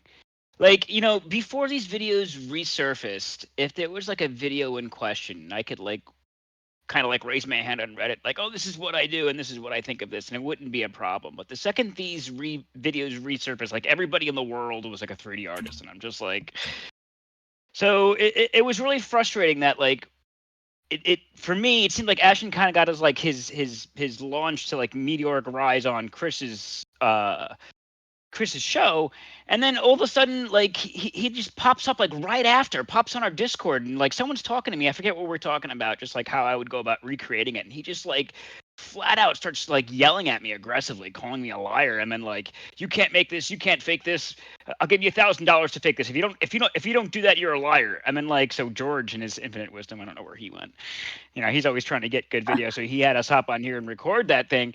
But, that was 20 minutes after Chris's thing. He had me saying as a VFX artist, like, look, this is like, looks like what I would do to fake it. It's really good, but I would also like, look to do a bunch of these little tricks to fake it. And he just didn't want to hear it. And like, he didn't want to hear any of it, and he would never consider it was fake. So that was a problem for me, because it was almost universal for anybody who like actually works in 3D. That like, yeah, this could easily be faked, even in 2014. And he just didn't want to hear it. And this was such a divisive thing. It like really split the community, because like it took up so much space. And I think we knew for so long that it was fake, that like, I would love to hear like why, like, I hope we stop hearing from Ashton, and like, I hope he like embraces humility and comes back and like applies that tenacity, but also is like a little bit more self-aware and less like I don't even know, like was this all about him? Like was he just trying to like promote himself? Like and hi, that's my wife. I've been looking at your dog this whole time. Sorry, I was like, oh, he's so cute. Yeah. Yeah, he's a border collie. He's back there too. I'll come over later. But yeah, I think that's a good point. For the people out there that don't know you, can you give a little bit of your back history, of your background? Because you said you're a VFX artist, but just maybe give some of your experiences. Quick resume. Sure. Yeah. I have 24 years in post-production, let's say. Like I started in a post house in the city. New York City, and I've been in post ever since. I've been doing basically exclusively 3D for about 7 years now. And I'm more of a generalist than I'm VFX artist, and I wind up being more in motion graphics than VFX. Pretty much, I don't do much VFX, but they're the same skills. You know what I'm trying to say? Like, okay. Yeah, they're the same skill sets that are applied to both. Mm-hmm. You're making a Tide tub come out of an end card. You're right. It's the same thing as yeah.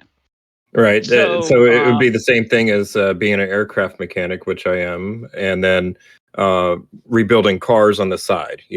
It goes hand in hand.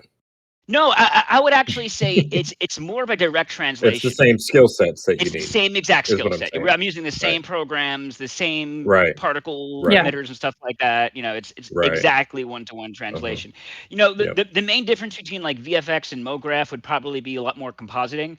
So you're worried about like matching lighting per se to your shot and so forth. But it's if I'm doing an explosion on my MoGraph, it's the same explosion effects he's using in VFX. It's not, we use the same things basically. Okay, so it's fair to say that you are an expert in this field. I mean, with 24 years of experience. 24 years, and well, I mean, you're more of an expert than I am, because I would say he has tenured experience, almost like a good track record with working with this. And before we get too deep into the technicals of this, I just want to invite Depleted Uranium Dragon up here, because he seems to have a lot to say about all of this. So I figured I would give him a platform, or her. I don't know who they are. Excuse me. I don't know what pronouns you're using here.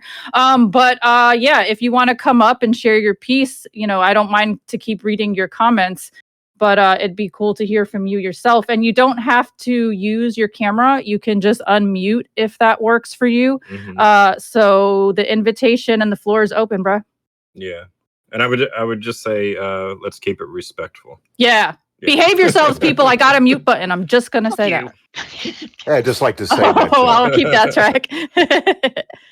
That my heart goes out to New York all the time ever since September 11th of 2001, because in October, I went and I spent 2 weeks in Manhattan. Now, I know some people are from Brooklyn and such, but I spent 2 weeks in Manhattan.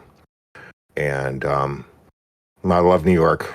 And you guys, the whole state, let alone the whole country, but the whole state went through a really big scare there. And I had a wonderful time, and I love New York. And Appreciate that, man. Appreciate you know, that. New Yorkers are often misunderstood, but they are some of the most real people I've ever met in my life. So I heart New York. I love that you said that. And that's accurate. I've had a lot of people like hate on me for my attitude because they're like, "Oh, you're from New York. I just don't understand why you're so critical or so harsh or so blunt." And I'm like, "Because we don't got time for bullshit. That's why. Keep it real." That's right. All right. I digress. You understood what I meant when I said the city. Like you got that. Yeah. Oh yeah. All right, so I'm going to invite depleted uranium dragon up here. Let's see what they got to say. Welcome. Can you all hear me?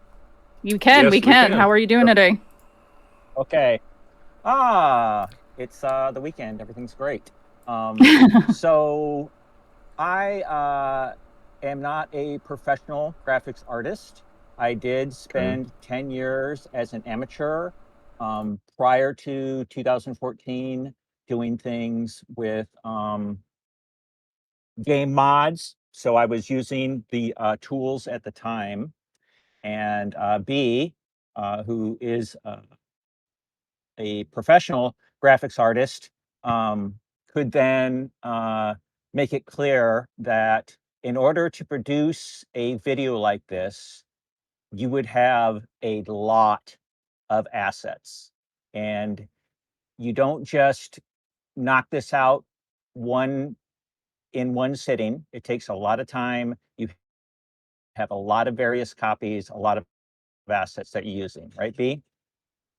I would actually say the opposite, because the assets used, like I have clouds, I have all the things he has. I have explosions, and you just kind of accrue these things. Like I have just so many eclectic things. Like I created something for George before for UIP Society. I just had a billboard lying around, so I did a billboard thing, and because But you you have just them. accumulate things. And the actual animation that You it have was like, them. and they were staggered. They were staggered releases too. So it's like to make one to really like to send a plane on a pathway through and to make it trail particles is not really that hard. And then like the actual In orbs themselves, like they're 2014, just like 3 orbs on a null tool. Yeah, man. Honestly, the tools haven't changed. They really haven't. The biggest change between 2014 and now, I would say, is probably rendering. Definitely rendering, like rendering speeds primarily, right? Great So, Druid, like, can you collaborate that? Does that sound about right?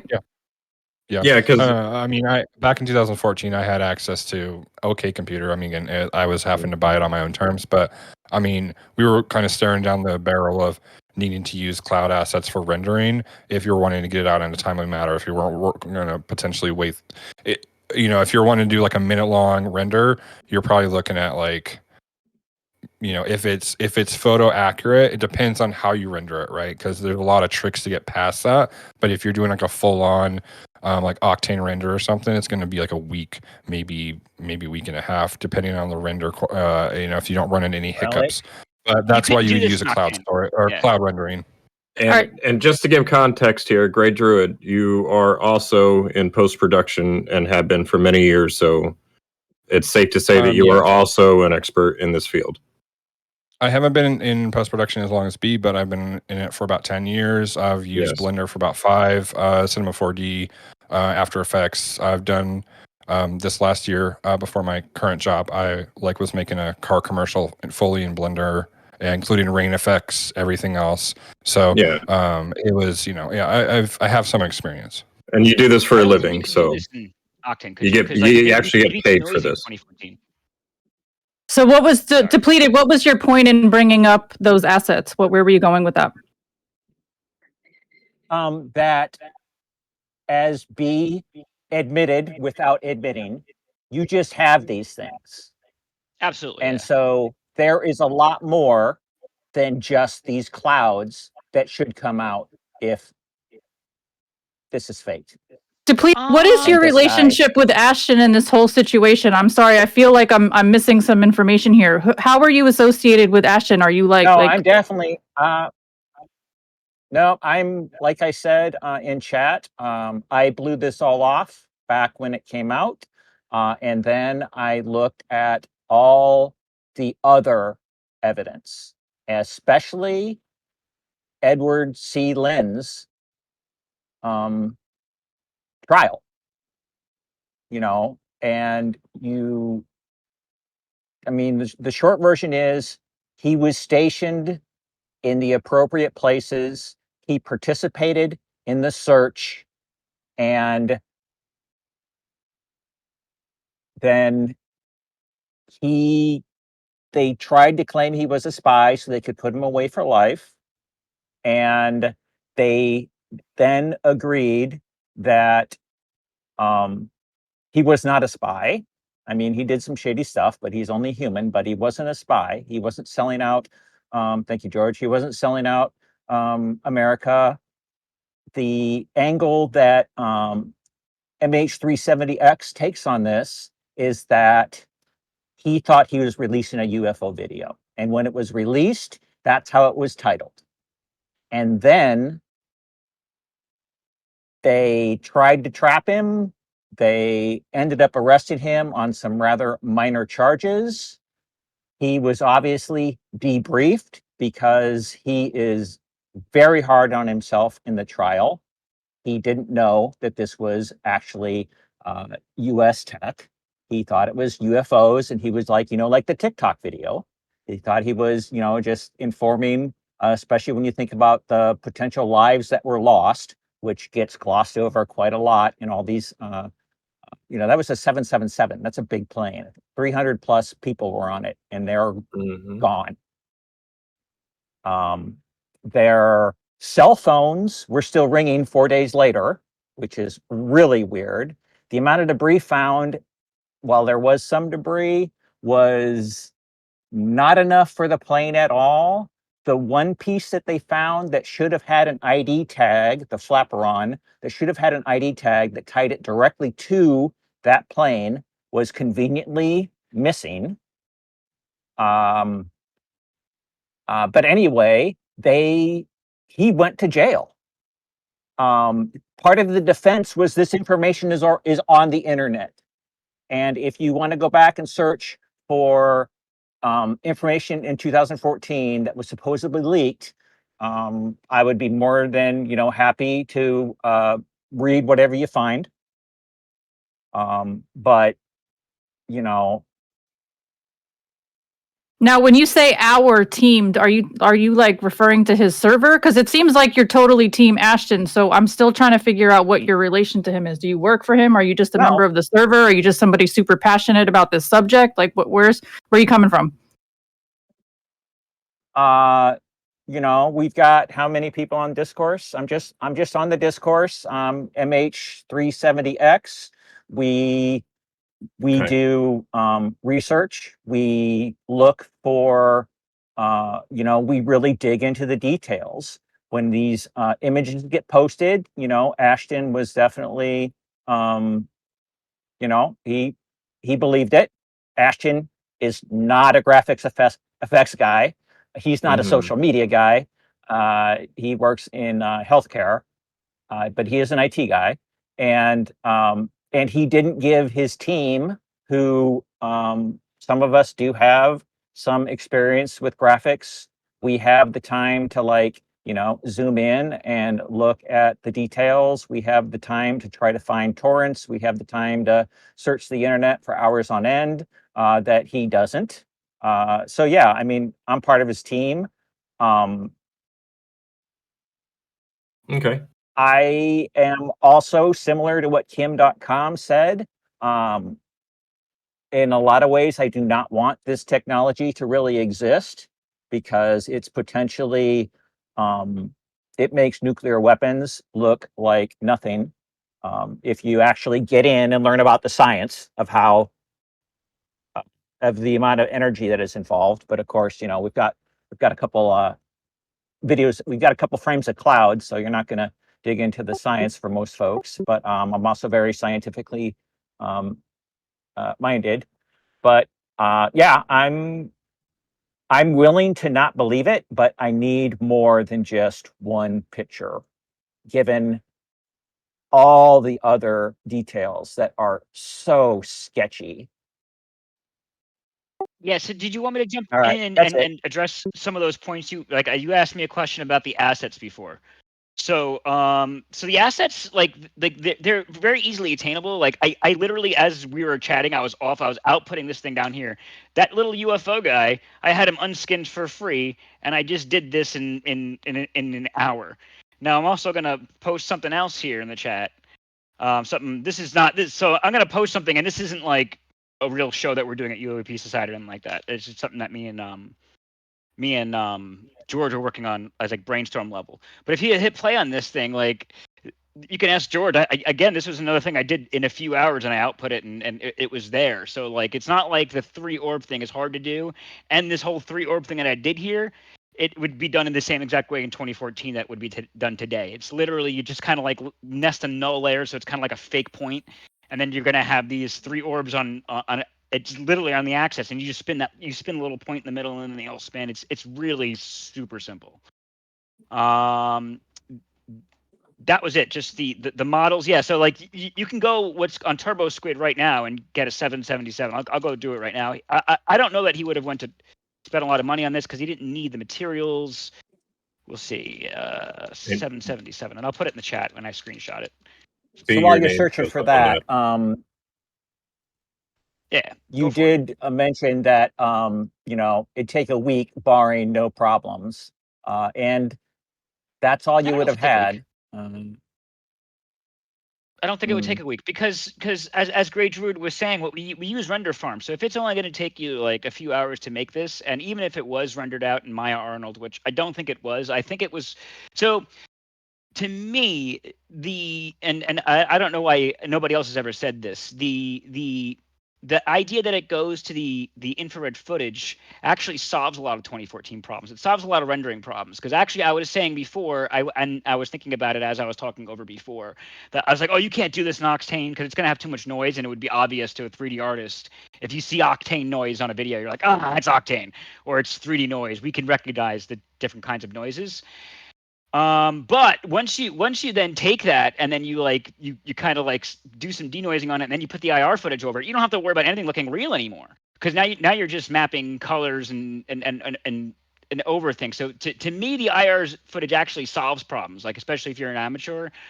And then on top of that, the overhead footage I believe was a composite, right, based on what we're seeing. So like it really struck to me when I first saw it, like, oh, this is how I would fake a UFO video. It really did.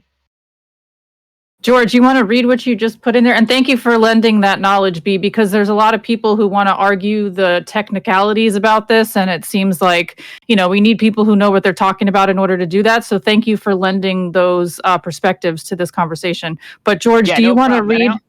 Oh, go ahead. I also just put in the chat the I just put in Turbo Squid 777 enter, hit $15 cap, and you can see there's a whole bunch of models. So it's super simple to get any model really. Okay.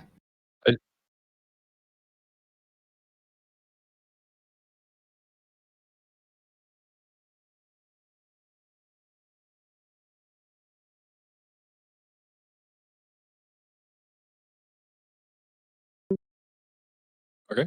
Lieutenant Commander Edward C. Lynn is the one who leaked the MH370 videos. He is the hero we deserve and the one we need to honor, a patriot who has made a sacrifice to reveal the truth to the world.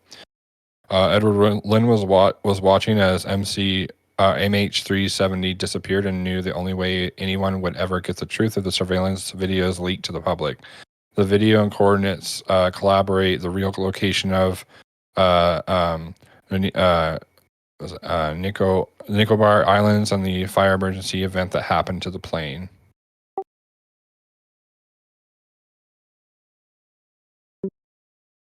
Edward Lynn didn't believe he was harming national security. He thought he was revealing UFOs, only later to be told that he revealed technological superiority that renders the military-industrial complex a breakaway civilization. Well, thank you for doing that, by the way. For the crime of revealing the true fate of MH370 and advanced technology hidden to us, Edward Lynn spent 6 years in prison. After a plea deal and having his spirit broken, this injustice must be rectified.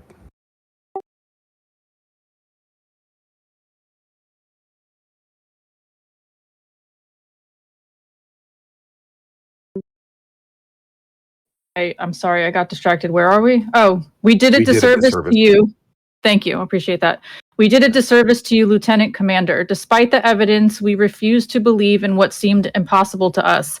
As Arthur C. Clarke wrote, quote, any sufficiently advanced technology is indistinguishable from magic, end quote. Sorry, I'm just grabbing my glasses.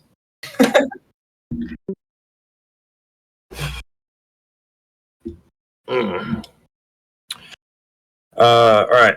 We owe you a debt of gratitude, one that we can never repay. We don't blame you for not wanting to relive the pain that was inflicted upon you.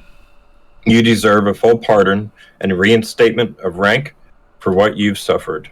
All right, and Depleted Uranium, do us the honor of reading the remainder of this post from Ashton Forbes on December 9th. That was today. Thanks, George. Dear Lieutenant Edward C. Lynn, we need you as a hero to step forward into the light. It would be an immeasurable service to humanity if you were to claim whistleblower status and tell the truth to the Intelligence Community Inspector General. We know the risk this requires. Being a hero isn't about glory, it's about sacrifice. We have you back, your back. We are MH370X. Now, see, here's the thing. This was posted today, December 9th, 2023 at 10:39 in the morning, and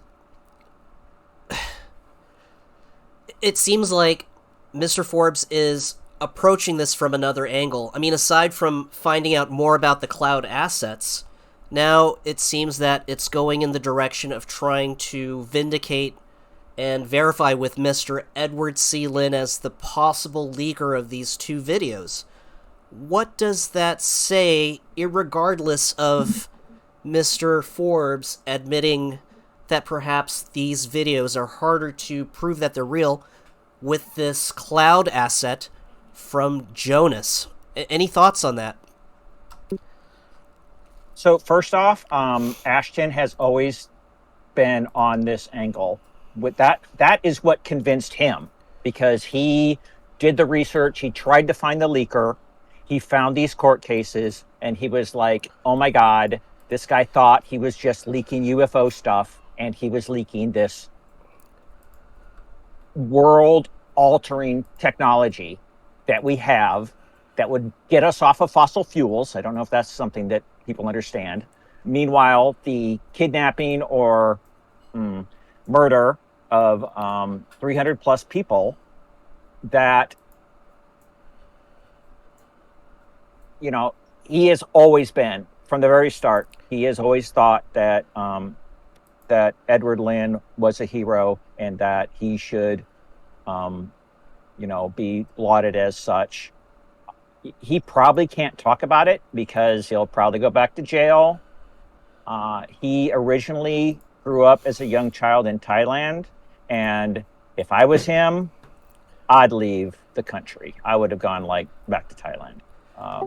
But how can he be approaching this angle? And panel, please feel free to jump in. Anyone in the audience, how can he continue with this angle, supposing that Edward Lynn was the one that leaked these orb videos as well as the FLIR video, yet conceding defeat yesterday in his live because of these cloud assets that, hey, these videos are perhaps artificially created? But I don't understand. Help me to reconcile that. I mean, do you guys, Grey Druid, We Are One Consciousness, hello, Allie and Justin, B, do you know what I'm trying to say? Yeah, you're saying it's a little bit conflicting, is what he's doing. Is, you know, he's admitted that he can't that he can't continue to say that the cloud assets look real, or, you know, when there's evidence out there that he can't repudiate, right? I'm sorry, I had a brain fart. No. Is he saying that the while the footage might be real, that it's been manipulated by having cloud assets being put on it? Is that what he's kind of? That's the angle that I'm trying to understand. Fine. I'm trying to understand. You know what? If he's at least willing to admit that it's fake now, that I'm fine with, because there's a lot of weird questions. There's a lot of weird things about this video. So, Sure. like, if he's ready to move past it, like, oh my God, these are absolutely authentic videos, and he wants to move to like, okay, well, why is there Intel threads attached to this? And he wants to start pulling out those make sense to me, right? So, like, go for it, Ash, and use your tenacity, keep going. MH370 is not solved, right? So just keep going down those roads and investigating, as far as I'm concerned. Yeah, As long as he's not I like think that pushing these are absolutely fake, then go for it. I think that's a good. Yeah, no, I would agree with that. And like, I don't think anybody in the community is like assuming that this technology does not exist or this isn't potentially NHI or reverse engineered tech. Like, yeah, you could see this being the case, but it's the actual footage and the assets that have been off that we've been trying to figure out. So if he wants to continue doing that and like admitting to, yeah, this I went down the wrong, rabbit hole, so to speak, in this, and but I want to keep figuring it out, then awesome, all power to him. And that's another point. Like, in this community, in the UFO community, and just this whole thing, bad actors and false information is going to be put out because that's just part of how the game works in the intelligence community. So, if we're wanting, it's like, we ultimately want to get to the bottom of this, like, overall. But if we come out, if there's certain footage or other things that come out it's off, or that we're just like feeling like it's being misled, or it's being utilized, like B, you were talking about in the chat, with it's being utilized as a divisive aspect where it's pushing people away from the whole topic because they're frustrated the back and forth, then that is going to be utilized for the intelligence community to disrupt and to stop any type of movement on this topic. So That's a very valid point. Yeah, and I actually they resurfaced at very, very strange times. Right when the Grush hearings were right at their peak, they resurfaced and were like deafening volume. And then also what happened that week, and like no one talks about this. I've tried to post this on this like Reddit like 14 times and no one wants to talk about JFK. But that same week, Biden has like those like last 2,000 documents that are being held back. He released one, and that one he released has a mention of one of the senators on the Warren Commission and that guy Efron guy who was going through what's his name, Oswald's mail, right? So he drops that document like that week that they had a UFO sighting together. This like senator on the Warren Commission and the CIA operative who was going through Oswald's mail had a UFO sighting together in the Soviet Union. And there's no other context given, and that's just dropped, and nobody talks about it. And it was like that was dropped that week. And let me tell you something about these documents. I don't want to get off on too much of a tangent here, because clearly I've already established nobody cares about the JFK stuff. But I will say that these documents that are being held back, pretty much from, I think Obama might not have had to have like a personal hand in it, or at least like the White House team didn't have to have a personal hand in it. But from Trump and Biden, those last 2,000 documents, if you look at the legislation, like the White House has to like specifically look at it and say, you know what, we're going to hold this one back. And the assumption was that they were holding it back because, so-and-so is still alive, right? This Efron guy, I think he died like 20 years ago. And it's just random, like the blow your mind documents is a UFO document with no context. Like something's going to pop up there. So this whole MH370 thing, yeah, it came up at a weird time. Disinfo, totally an intelligence tool. Go find out, Ashton. Has anybody heard? So there, I feel like there's something that needs to be brought up. There's a recent scientific paper that was published. I'm not sure what journal they published it in, but a group of scientists have used infrasound to track the exact location of MH370 from the time that they lost radar contact to the time that they believe it ran out of fuel, and then they tracked it and said it glided for another 12 minutes until it crashed into the surface of the ocean, and they have the exact location where that happened, and they are trying to convince the Malaysian government to go to that area and investigate. Has anybody heard of this or has read that scientific paper? Oh, George just posted it. Yeah, I'll go ahead and bring it up. I'm going to share the screen here. And Justin, if you could do us the honors in briefly going through this. I'm going to bring up the website here. Okay. Can you see it? Is this the one?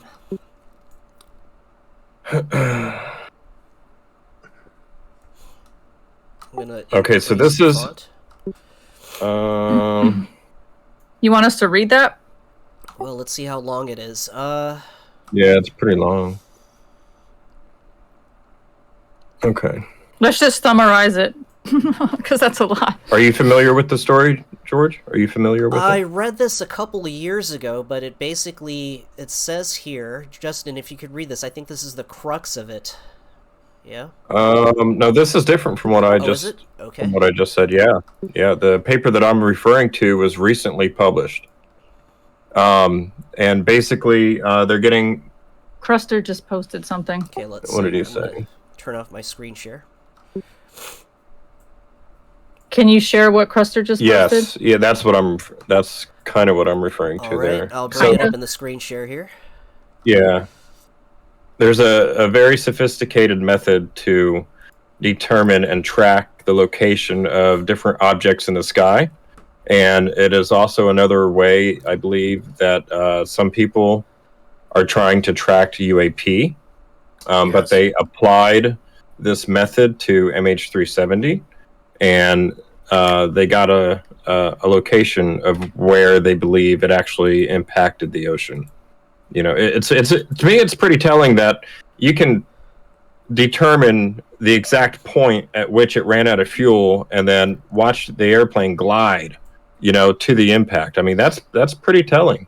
And if it turns out to be accurate, you know, their findings, that's pretty significant, you know, and it's in an area that I believe has not been searched yet. The saga continues. Yeah, so you know, I mean, it's just more evidence that goes against the videos, right? So it's, you know, you have to use your own discernment, right? You know, in trying to make a determination of whether or not you believe the MH370 videos or not. And you have to be open to new information when it presents itself. Right, You can't just be like- so stuck on one side that you're closed-minded to the other. Yes, which is why I commend Ashton for what he did yesterday. You know, it shows he has a lot of character. Now, here's the thing. Do you think that the way that Ashton has been treated throughout his investigation from start to where he's at now by the UFO community, because we all know here that the UFO community can be pretty harsh and divisive, do you think that the way that he's been treated all over social media on these various huge podcasts that he's done, do you think that it would discourage other investigators or researchers from looking further into cases and going public with it in terms of the scrutiny, the vitriol, and the criticism? Do you think this is a good thing, or do you think this is a bad thing in terms of setting a precedent?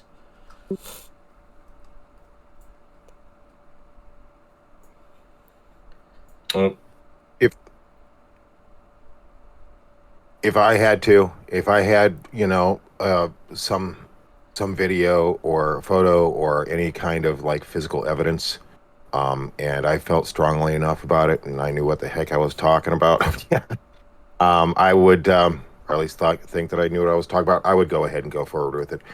It wouldn't discourage me the way Ashton's been treated. The UFO community is very divisive, and that's also, I believe, a ploy by the government and powers that be to get some disinformation people, and like in Reddit and other social media is really where it's at for all kinds of information, whether it be true or false. Will it have an effect on some people? I mean, yes, of course it will, but not everybody. It's just like the NDAA and the UAP amendment kind of being just useless now. It's not going to discourage those that are truly invested in finding out the truth. And do I think that Ashton was treated fairly? I mean, when one goes out there and they put themselves out there with their beliefs, they have to come across with the idea that they're going to have some naysayers and they're going to have some strong supporters. I'm sure language was used and threats were given and everything else, and that is quite unfortunate. If we could stop being divisive and being united, we'd have a lot of our questions maybe not fully answered, but we'd have a better idea where we were going. So only he could really say that, I think, whether he feels like he was mistreated in any way. But again, we go back to what's been said before. I commend him for what he was trying to do, but it wouldn't stop me if I had a strong belief about something. I like that reframe. And Hey, George, depleted since uranium. Go Hello ahead. Alien. Yep, go ahead. You had a Right. question. Well, since for the Hello Alien, stage. I'm going to have to jump off here real quick. I would be interested in what the panel's opinion on what evidence would be required and where Ashton should investigate next to convince them that this is U.S. tech. Well, he did say in his podcast yesterday that I guess another avenue that he would pursue would be to study electrical engineering and the physics behind this supposed teleportation tech. So he's going to be taking more of a academic approach to this supposed technology. As for the MH370 videos, I mean, for me personally, it'll be interesting to see how he bounces back from this and he reframes it. I can't imagine how much stress he might be going through in terms of, like, saving face.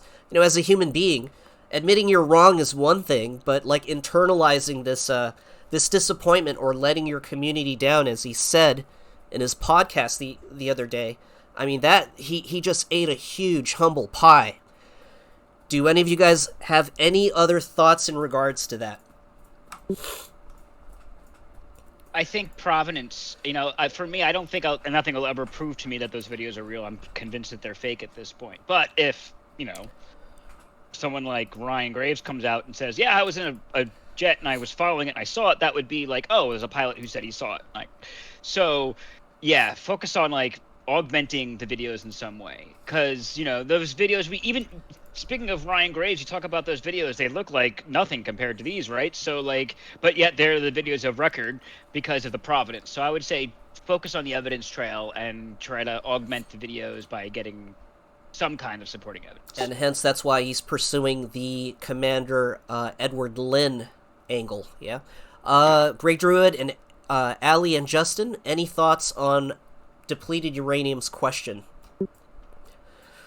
Yeah, so I mean, I think that him trying to get him to talk about the claims and everything would be would be a step in the right direction, because it would give us more of a understanding on the information outside of the footage, and if he was tried for that specific thing, or if it was something else, because I know I've looked up his information before, and it does not go into the specifics of what he was actually tried over, just what he was went to prison for. So that's something that would be beneficial for sure. And whether the tech is US, or it's human reverse engineered, it possibly could be.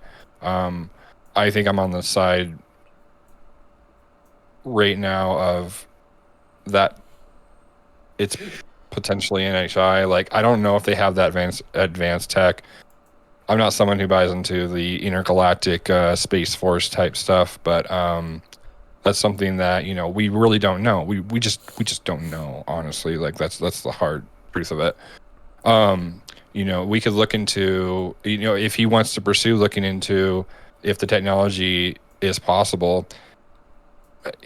I feel like he's going to hit a roadblock, because any type of advanced tech that's Black Project or these aerospace companies are utilizing for trying to reverse engineer non-human craft, we just don't know the technology. We just you're going to hit roadblocks, or you're going to stumble upon potentially the theories, and then you're going to have people show up and say, hey, stop doing that, we're going to harm your family or whatnot. So that's just it's a hard one. I think it's going to require more information overall to come out from other people on the inside, and then we could maybe come back to this topic at a later date once more information comes out from whistleblowers or other people that could corroborate that we do have this tech, or potentially that we have, like, oh yeah, NHIs have used these teleportation techniques or whatnot, and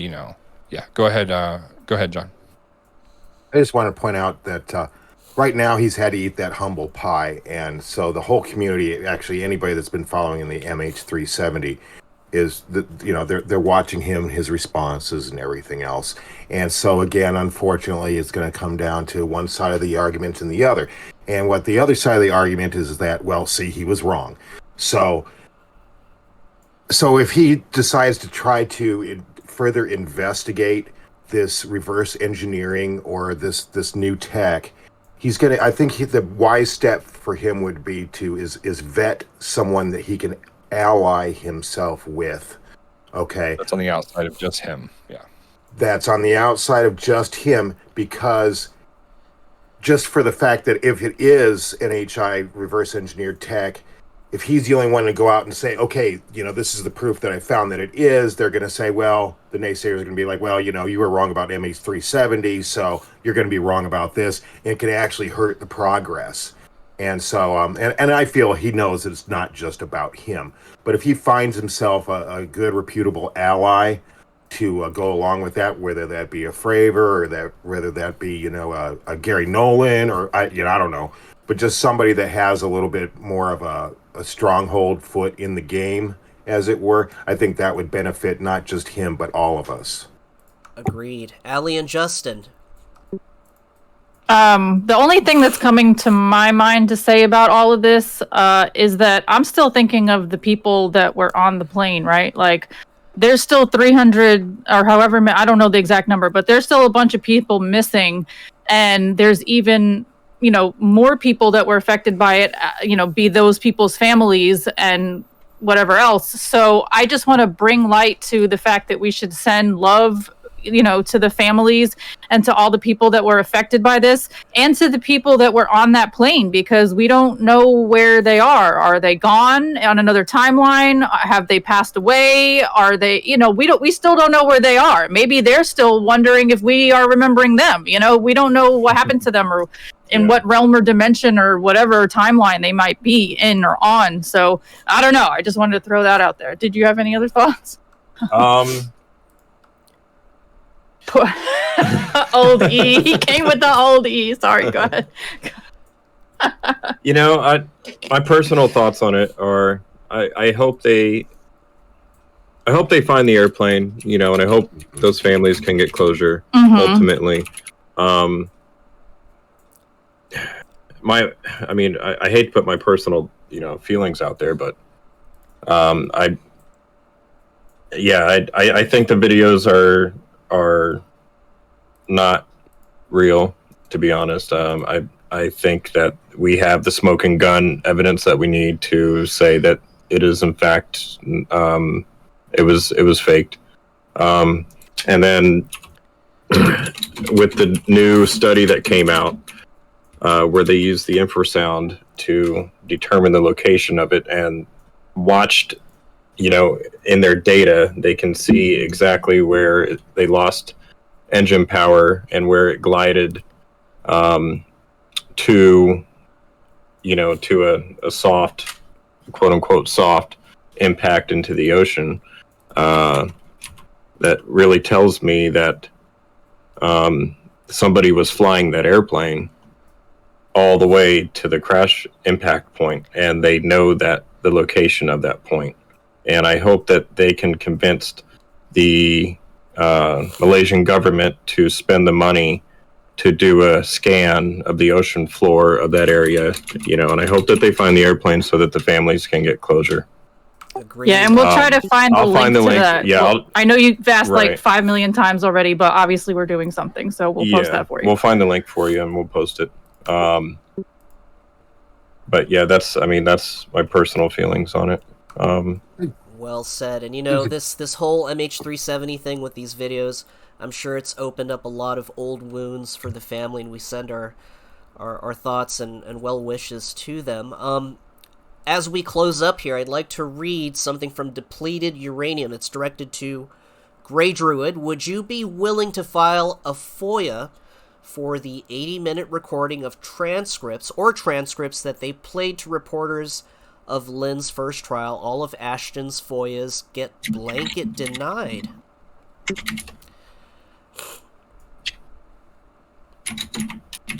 I mean, I think That's a big effort. I mean, yeah, I think if we're wanting to have any type of movement on stuff, it's going to be a group effort. But I mean, for this particular thing, I'm not super tied to it. I think, but ultimately, the subject is like, I understand that he wants to figure out. Sorry, I was just reading the comment. We just all want to figure out the truth of the matter. Right. And this is going to be an ongoing effort, not with just this, but I mean the whole UAP topics. And thank you again, Depleted Uranium Dragon, for coming on and talking with us. And appreciate your thoughts and everything else. And your perspective and your knowledge. The one thing that I do want to mention just before I close out my thoughts on this is we're going to have more topics that we're going to find that are actually false, or they could be true, but they're going to have a lot more of these things happen. Does not mean that technology is not out there. Doesn't mean that it's not true. But when it comes down to it, we have to continue to be able to look for the truth, be able to come together as a community, and not let the intelligence community divide us over small things, of technicalities. I think I've just some of the stuff I've been on with remote viewing that I really can't go into details with. I've been on that receiving end of that misinformation, and that really is a divisive tool. It's a weapon, and that is something that like a lot of people get ticked off at each other, frustrated about over details and fighting over kind of scraps about whatever subject, and they take it personally, and they're like, you know what, fuck this whole thing, I'm just going to go and not believe in aliens or whatever, or it doesn't matter, I'm just going to focus on my daily life, which is fine if you ultimately want to, but remember that us as a whole community are ultimately wanting the truth, and the truth to come out from the government and from the these reverse engineering projects and stuff like that. So, yeah. All I wanted to say is that, I used to believe in aliens till the government said that they were aliens, which I see that a lot, and I'm just like, yeah, whatever, I've only seen that comment like 50,000 times. But, I forget who said it, but it was, and I know there might be some people here that completely dislike Stephen Greer. But that said during one of his National Press Club conferences, I believe it was in 2001, is that all it takes is for one to be true. Right. And then it doesn't matter if the other 99% are false. It takes one to be true. And so when we have things like MH370 constantly popping up, as B said, at the most inopportune, or depending on what side of the fence you are, most opportune time, that just is going to try to divide us. Okay, take our eyes off the ball. Here's what the right hand's doing, but you don't know what the left is doing. Okay, I usually, when I'm intent on getting something completed, I will put all my eggs in that one basket. But when it comes down to something like this, we can't devote all of our time and energy into just like the 370. And this is not saying that I don't care about the victims or the people that were on the plane. I absolutely, completely do. But as far as from that perspective of investigation, we can't put all our eggs in that one basket. Because then, some people that are new to this, or some people that can get frustrated, and they'll just be like, you know what, I don't believe it anymore. It's not worth my time. I got to pay my bills. They're just going to leave it behind, and it's actually going to hurt the cause, if you will. So I think that we need to eventually move on from this MH370, if nothing else for the victims, until that wreckage is found, and move on to other things that are currently happening right now. Yeah, and I just wanted to answer a question or a point that was brought up by Moon at Noon. He says, the problem is the cell phones. What was the cell coverage in the area? A plane making a slow descent into the ocean is going to have every cell phone turned back on. Where are the signals? Just asking. So out in the middle of the ocean, there's no cell phone towers, right? In order to get cell phone coverage, you have to be within the a certain distance from those towers, right? So out in the middle of the ocean, there are no cell phone towers or coverage. So that would prevent anybody's phone from being able to make a call out or receive a call, or them to be able to track the cell phones, right? So that answers that question, I would say.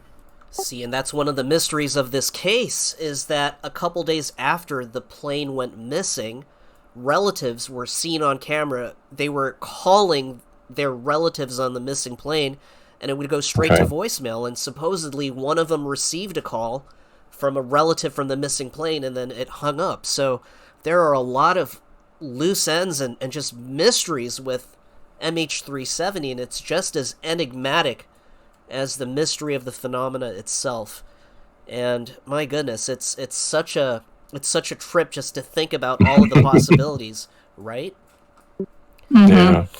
Yeah, I mean, I feel like this is something that can be talked about all day long, and you can bring up all these points and stuff, but I mean, I don't know. I don't know what it will take. I mean, for me, I guess what it will take for us to really know what happened is if the people show back up and tell us themselves.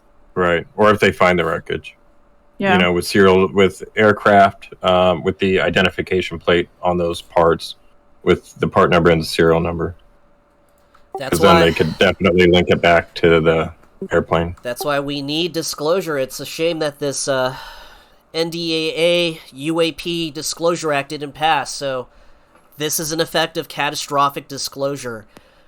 And We Are One Consciousness, last note, did you want to say something? Hey, NDAA UAP disclosure bill, it was a nothing burger, but that's okay. We just it should just embolden us more. It definitely shows that there's something there. Yes. If we're truly interested in this, and we want this to come out, and I believe all of us here do, you just got to keep fighting the fight. It's the good fight. There's just going to be this pushback, and then this push forward, and this pushback, and every little yard, like think of it as football, if you will. Every little yard that you gain is a yard that you're closer to that goal line, and we can do it. I believe we can do it, and UAP Society, in my mind, is going to be one of the major drivers in that force. Agreed. So I love all of you, and I believe in all of you. Agreed. Yep. And this will be a regular thing every Saturday. We're going to be talking about a plethora of topics related to UAP with this awesome panel, these awesome guests, these awesome people in the audience with your questions. We're going to get to the truth together. We're going to keep pushing for a disclosure. And dadgummit, we're going to get there together. All right? Cool. Thanks for showing up, guys. Appreciate everybody's energy and input and thoughts and ideas and links and posts and everything that you've contributed. At the end of the day, we're all just walking each other home, like Ram Dass said. So let's just do it with a smile on our face and love in our heart, and peace, man. Yeah, thanks everybody for being here. Excellent. We will see you guys next week, and have a great rest of December, and we're going to meet before Christmas, okay? Be All good. right. Take Thanks, care, guys. Yep. Much love. Namaste. Much love. Bye. Namaste.